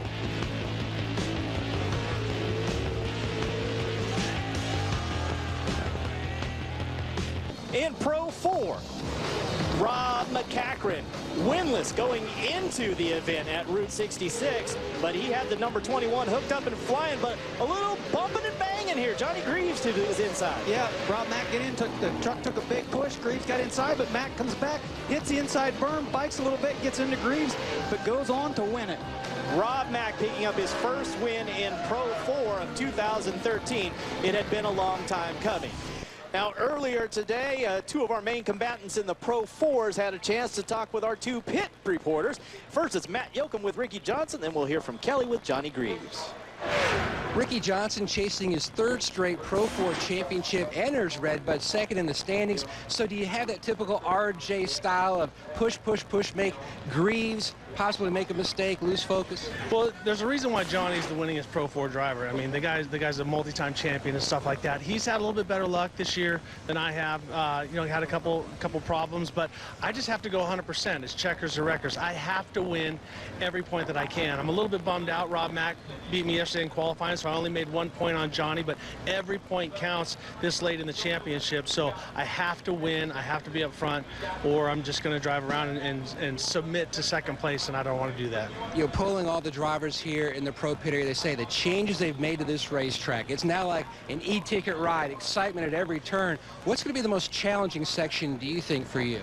It's going to be the dirt, to be honest with you. It's everywhere. REDBUD is different than what we're used to. Crandon is wide open. It's like Daytona.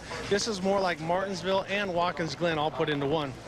because some of the hills you can't see down, and you're trying to use trees as reference, but there's so many trees. One time I went off the track yesterday, and what happens is the dirt ruts up. With these 900 horsepower trucks and these 35-inch tires, you go through the corner, we're going to have ruts that are probably 2 to 3 foot deep by the end of this moto.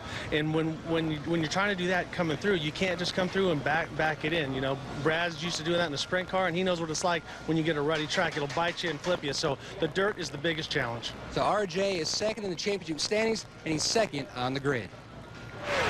Well, Johnny, all year long we've talked about the standard versus automatic transmissions in the Pro 4 class specifically. I know last year you tried to run an automatic at this track. It's so tight and technical, but this year you said you may not be able to do that with the way your truck's built. It sounds like you're going to be one of the busiest guys out there with everything going on inside your truck. Yeah, for sure. You know, with as small, as tight as this track is, and having the stick shift, you know, a lot of times it's an advantage because it really gets you out of the corners quick. But these corners are so tight, you know, it'd be nice just to slide it into gear when you need and be able to power through the fluff. So I'm going to be a busy man, but I think we can make it work. Well, Scott Douglas decided to change his manual to an automatic, so good luck to you out there. I know it's going to be one difficult ride, but I'm sure you'll find the right gears. Yeah, you know, we don't have that option of having a second truck, so we're going to make it happen with what we got and put the monster Toyota up front. There it is. It's been laid down by both of them. They say they're both going to finish first, and so obviously something's going to have to give. You see the points. It's Greaves and Ricky Johnson. Those two really starting to separate themselves from everybody else. Douglas McCachran and Mark Jenkins are next in line. A 4,000 pounds, four-wheel drive. Look up under the front there. You might be able to see the front, the axles that go to, well, they got guards on them. This truck has guards to keep all the roost and the rocks and stuff from hitting in one of the monster trucks. But again, it's 900 horsepower going to all four wheels, 20 inches of travel in the back. These things are bad. Kelly Snyder, tell us about Mark Jenkins. Well, guys, during the first lap of yesterday's qualifying run, Mark Jenkins snapped a connecting rod, sending it through the oil pan and ending his lap right before he crossed the finish line. So without a lap in the books, Mark will be forced to start in the back of the pack for today's main event. But don't count him out just yet. After an all-night motor swap, Mark and his team ran third quickest in this morning's practice. A strange season for the wild man, Adrian Cheney.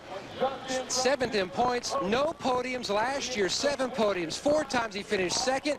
They've been reworking that truck, trying to get lower CG. They've been working on the front and rear suspension. He told me they've made some big improvements. He's really expecting to see it really take hold on exit the corner when he jumps in the gas. Been working on a push. He feels like they've worked that out, Brad. Rob McCachran at his first Pro 4 win last race in Chicago. They've been working on this new design truck all year. Not a lot of weight in the back. They've been adding some weight, moving the batteries back there. He feels like the track's good on a dry slick. He thought, I talked to him yesterday in practice before qualifying. He thought he would struggle with this truck on this particular racetrack and then go out and set quick time. Yeah, at one point he called it evil. Well, we are just about ready to get this one started. The green flag will be coming out as our race analysis tells us that it will be a 16-lap race. And once again, we'll have a caution midway, a competition caution at lap number 8. Jumping out in front, it is the Traxxas 47 Mike Jenkins, and he's running side by side there with Adrian Cheney. Cheney has the lead. They were 4 wide. You saw Greaves in the middle. They got together, slid off the back banking there, but already on that first jump, there you can really see it. Look at the air that these Pro 4s get, the horsepower. They use it all, and man, they get some air off the jumps. And you can see there's a little bit more moisture in the racetrack. Ricky Johnson just telling us first couple of laps, it feels pretty good. You can really do the things you like to do with your truck, and then after that starts to run up and get nasty. Yeah, you know it's going to get bad. It's just going to get worse as the race goes on. Cheney leading Mark Jenkins, followed by Ricky Johnson in the Red Bull number 1. Now you saw a Red Bull number 1 earlier. That was in the Pro 2 class with Bryce Menzies. Now we've got Ricky Johnson, who was in the booth with us. He's taken off his announcer's helmet and put on his racing helmet. Yes, and they are teammates. And boy, those trucks, when they're sitting side by side in the pit area, it's hard to tell the difference. Adrian Cheney, though, what a great deal this would be for him if he could come through and get himself a victory here, because he has not had the greatest of seasons. It was interesting listening to Matt Yoakum's piece on him there. You know, we zoomed in on him and he was kind of focused, really getting ready to race, pull that helmet on and go to, oh!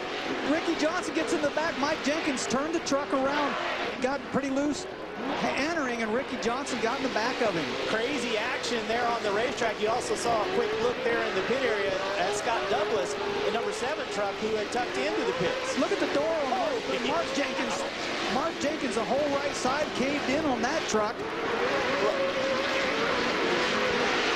Crazy action here in the early going right now. It's Mike Jenkins in the 47 being followed by Rob McCackern, then brother Mark Jenkins. And let's see exactly what happened here as Ricky Johnson.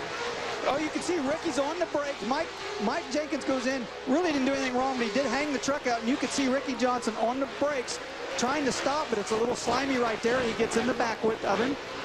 And then Scott Douglas also had a problem, and we saw a quick look at him in the pits. He's the number 7 Amsoil truck. Oh, he just got stuck out there on the berm. Yeah, the wall right there. He actually got connected up on the wall, got hung up for a while.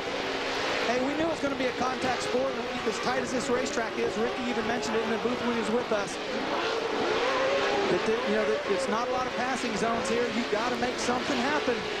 Yeah, he said there's going to be contact, and there's been contact early. There's more pieces of Rob Mack's number 21 flailing around, and now it just happens to fly off right in front of Ricky Johnson there, the number 1. Anybody thinks that these guys aren't athletes, look at they're working very, very hard inside these trucks. The brutal pounding, they're coming off the jumps, but you can see them, I mean, really wheeling these 4,000-pound trucks. Good shot again of McCackern. You can see him, we talked about earlier, 2 brake pedals or a hand brake where they can use just the rear brakes if they want to get the back of the truck turned around, or they can use a pedal that uses all 4 brakes to slow the truck down. Up front, it is Adrian Cheney. Johnny Greaves running right behind Cheney there in the number 22 truck. Then it's Mike Jenkins in the 47. Rob McCackern working on him. Those 2 are teammates. And here's a battle up front now for the lead. Interesting, Greaves talking about the standard transmission. A lot of work on this racetrack, and Scott Douglas had been running a standard transmission and did go to an automatic for this weekend. Brought his truck out from last year, but not particular just for this racetrack. They just had some issues that they felt like they had to overcome, that they went back to something they knew, and looking for a good run, but unfortunately, Greaves with a big push right there, entering. Drives out of it there in the number 22.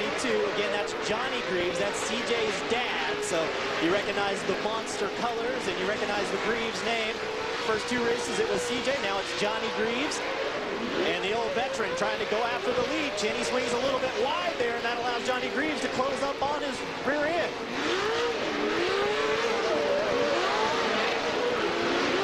You notice there's some debris out on the race course. They will not stop for debris. They're just going to keep on trucking. And most of that's fiberglass. These bodies are all fiberglass, so everything you see on the racetrack is fiberglass. Not really going to do any damage if they do run over it. Adrian Cheney, known as the Wild Man, out in front right now. 2 5th-place finishes, his best of 2013. We'll see what he can do. You see a local yellow at least there, if not a full course caution. There's trouble for Mark Jenkins in car number 25. A problem for Mark Jenkins. He is off course. Chatting with a USAC official. We'll head to break. We'll come back and sort it all out. Wild action early here in the Red Bull Pro 4s. Adrian Cheney, the Wild Man, leads it. Welcome back to REDBUD. The action is fast and furious right now, and out in front it is Johnny Greaves now in truck number 22, the Monster Energy truck. He's taken over the top spot. Man, these guys have been beating and banging on each other, racing everywhere.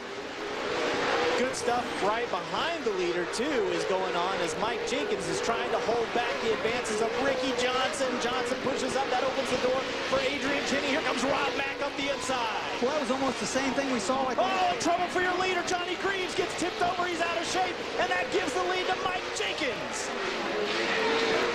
Holy cow, how quick things change. It's almost as if the Pro 4s are just too much for the tightness of this racetrack. You know what I mean? Oh, Ricky Johnson's upside down. Rob Mack has to check up and almost come to a stop. Ricky's there helpless. You can see fluid running out of the back there. I think that almost looks like coolant because it's hot. It's antifreeze running out of the back of the truck. Crazy action here at REDBUD. Mike Jenkins is out in front. And the competition caution has come out with 8 laps complete. It's a full course caution as Ricky Johnson is on his side in truck number 1. You know, he was roll cage facing traffic, but with all the trucks going through there, it was a fine line. If he would have gotten bumped, it could have put him back on his wheels, where we've seen these guys, you know, fire back up and take off. With any luck at all, he could have landed on his wheels and kept going. We're going to get a replay here. Ricky, the 2-time and defending champion in the series. You heard him talking earlier. There's Johnny Greaves. And Greaves was totally on his side, laying on the door, gathers it back, almost takes the truck out, the safety truck sitting there.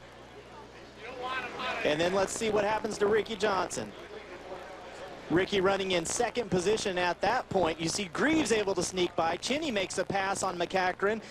Yeah, 3 trucks got by McCachran there as he was stopped trying to avoid Ricky Johnson sitting there upside down. And now they'll try to get Ricky's Red Bull number 1 tipped back onto all 4. But the angle they're pulling on it there they go. Looks like Ricky's okay moving around there in the cockpit. Doesn't look like there's any sort of a problem for our friend Ricky Johnson. But man, is his truck mangled up. We'll come back and sort it all out for you. Wild action here at REDBUD. It'll be Mike Jenkins, the leader, when we return. We're coming right back. Don't go anywhere. Welcome back to REDBUD. The Pro 4 action has been fantastic. It's been wild. We're halfway through the race. 8 laps of 16 has been completed, and we are ready to get back on it. Mike Jenkins is your leader with Adrian Cheney right behind him. Then it's Scott Douglas running in 3rd. Mike Jenkins looking to pick up his first win of the 2013 season under heavy pursuit here.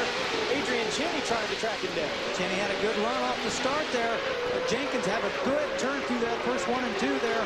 They would pull away down in the ravine as Cheney gets sideways. Douglas trying to take advantage of Cheney's action there. This end of the race. I'm sorry, Bobby. Douglas in the Amsoil white truck, the 3rd one in line. And this is the end of the racetrack. Well, I was getting ready to say what everything's been happening in these corners of the racetrack. Everything has been happening. So Greaves have trouble. Douglas and Greaves getting together there. Douglas is able to pick up the 3rd position. Greaves continues on in 4th. Ricky Johnson right behind him in 5th. This has been a crazy one.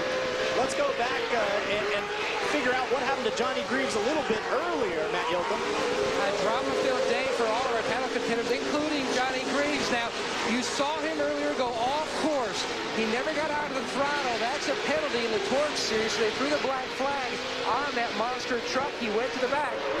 But he's moved his way all the way back up to P4. And also an update on Rob Mack. Under that stoppage, he changed that left front. Rob McCachran did duck into the pits. He had a low left front tire. Brad, you saw that. Yeah, you can see him rolling around. The tire was going flat. He was able to get in and get it changed. Oh, contact. Greaves and Douglas. Good action for 3rd right now. It's Douglas holding down 3rd with Greaves right behind him. And then Ricky Johnson. Mike Jenkins continues to show the way in truck number 47. 6 laps to go in this one. And his brother Mark has 2 wins this year. And Mike out front leading this. And Ricky Johnson makes a pass of Johnny Greaves. And that's big as far as the points are concerned, with Johnny Greaves coming in as the points leader here into this event. So Ricky Johnson trying to pick up as many positions as he can as he goes now to work on Scott Douglas. Boy, and Greaves, you can see that. I don't know if he's having a brake issue, Bobby. The way that thing pushed, we talked about they have the brakes front and rear. Oh, he's struggling, man. He is definitely struggling. There's something really wrong with that truck. But it's no wonder everything it's been through. Now, Mark Jenkins had an issue earlier, and we'll flash back to that one. Kelly Snyder, what happened with Mark? Well, guys, when we saw Ricky Johnson and Mike Jenkins get into it, Mark Jenkins kind of caught the aftermath of that. His fiberglass on his passenger side got completely bent in, and his crew happens to think that his fiberglass caught on fire after that. But Mark didn't have any communication with his crew chief, K2, who was screaming, pull over, you're on fire. And so Mark had no idea that the fire was there until the safety crew waved him down on the track.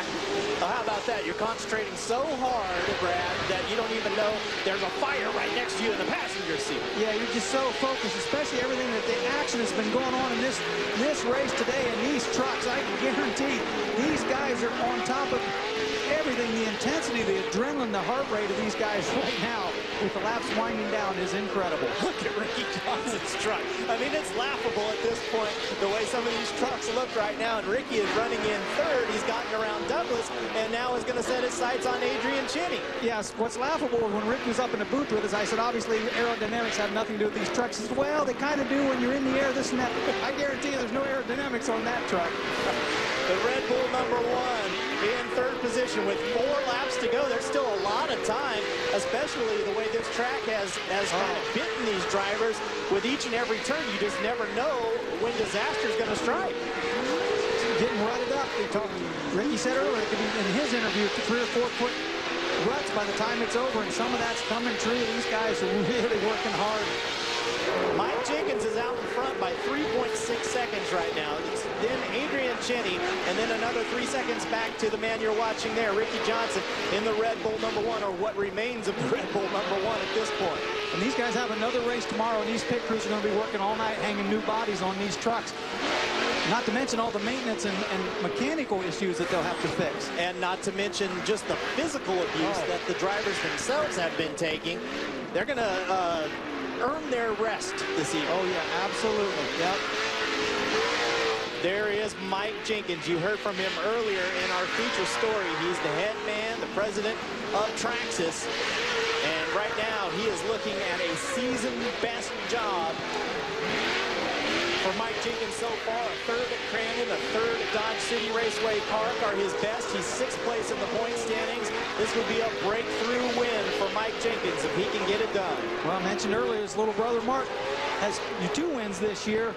So Mike kind of has that to live up to as the car owner of Mark Jenkins' truck, and out front leading this thing right now with the laps again winding down.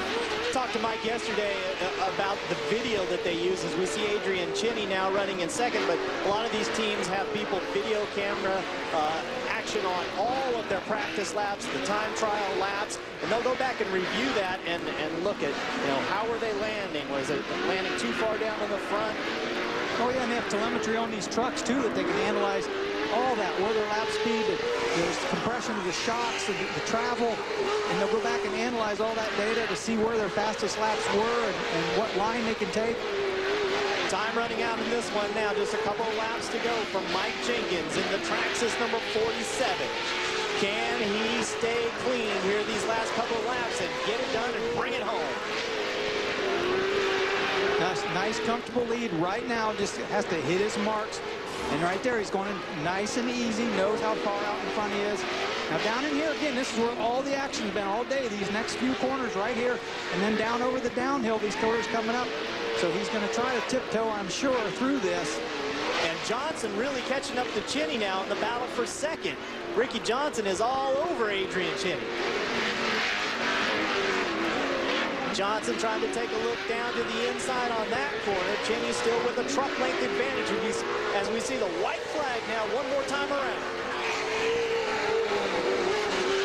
It's about 1 mile around this racetrack. Mike Jenkins in front trying to take it to the house. And this is where a driver really starts, especially for your first win, really start talking to yourself, telling yourself to breathe, calm down, just hit your lines. Make sure you bring this thing home. Boy, it'll be really neat, and I can't imagine what victory lane's going to be like for Mike Jenkins if he can get this one done. Ricky Johnson to the inside of Cheney in that battle for second. You heard Ricky talking about every point he wants to get it. Tried to crossover move there, but Cheney, nice job of it, holding Ricky Johnson off. Mike Jenkins in the #47, looking for win #1. Couple more corners here. Look at him tiptoeing, which he should. Yep. Rightly so, tiptoeing through that corner. Nice and easy.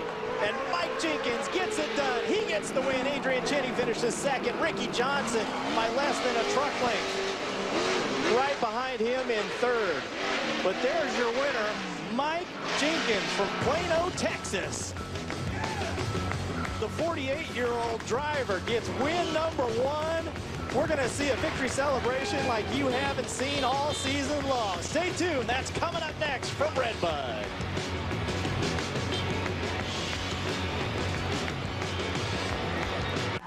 Snyder in the winner's circle. Well, guys, this is going to be one very excited interviewee. This has been a long time coming for Mike Jenkins. His first Pro 4 win this season. He's had to watch his brother take 2 wins this season on the team and has been very excited about it. But to take a win yourself and to be the title sponsor of Torc is definitely an accomplishment. We have his brother Mark Jenkins down here. Well, let's grab Mike. Well, Mike, let's get you on down here real quick. I know this has got to be one exciting race. This is known as a driver's track. It's so technical and so tight. These guys up here next to you, they worked hard for that 2nd and 3rd place position, but you held them off, taking the fastest lap time as well. Congratulations on that well-deserved first. Thank you, Kelly. It was a wonderful track out here this weekend.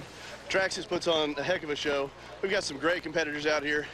I had Ricky, I had Adrian. Mark went out early. You know, it was a wonderful race out there.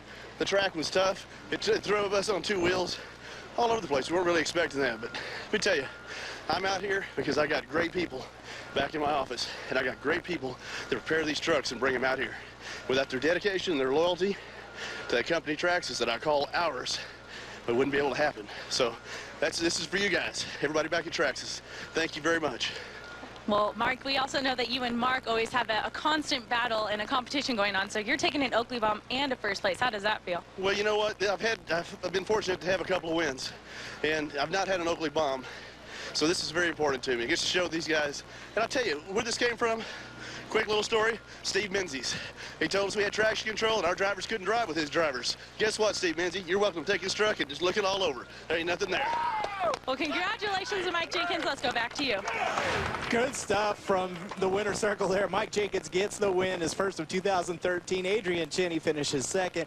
Ricky Johnson 3rd, Brad. All I can say is, wow, what a day, what a race. Nice to see Mike Jenkins bring it home. The Wild Man brings it home 2nd, Matt.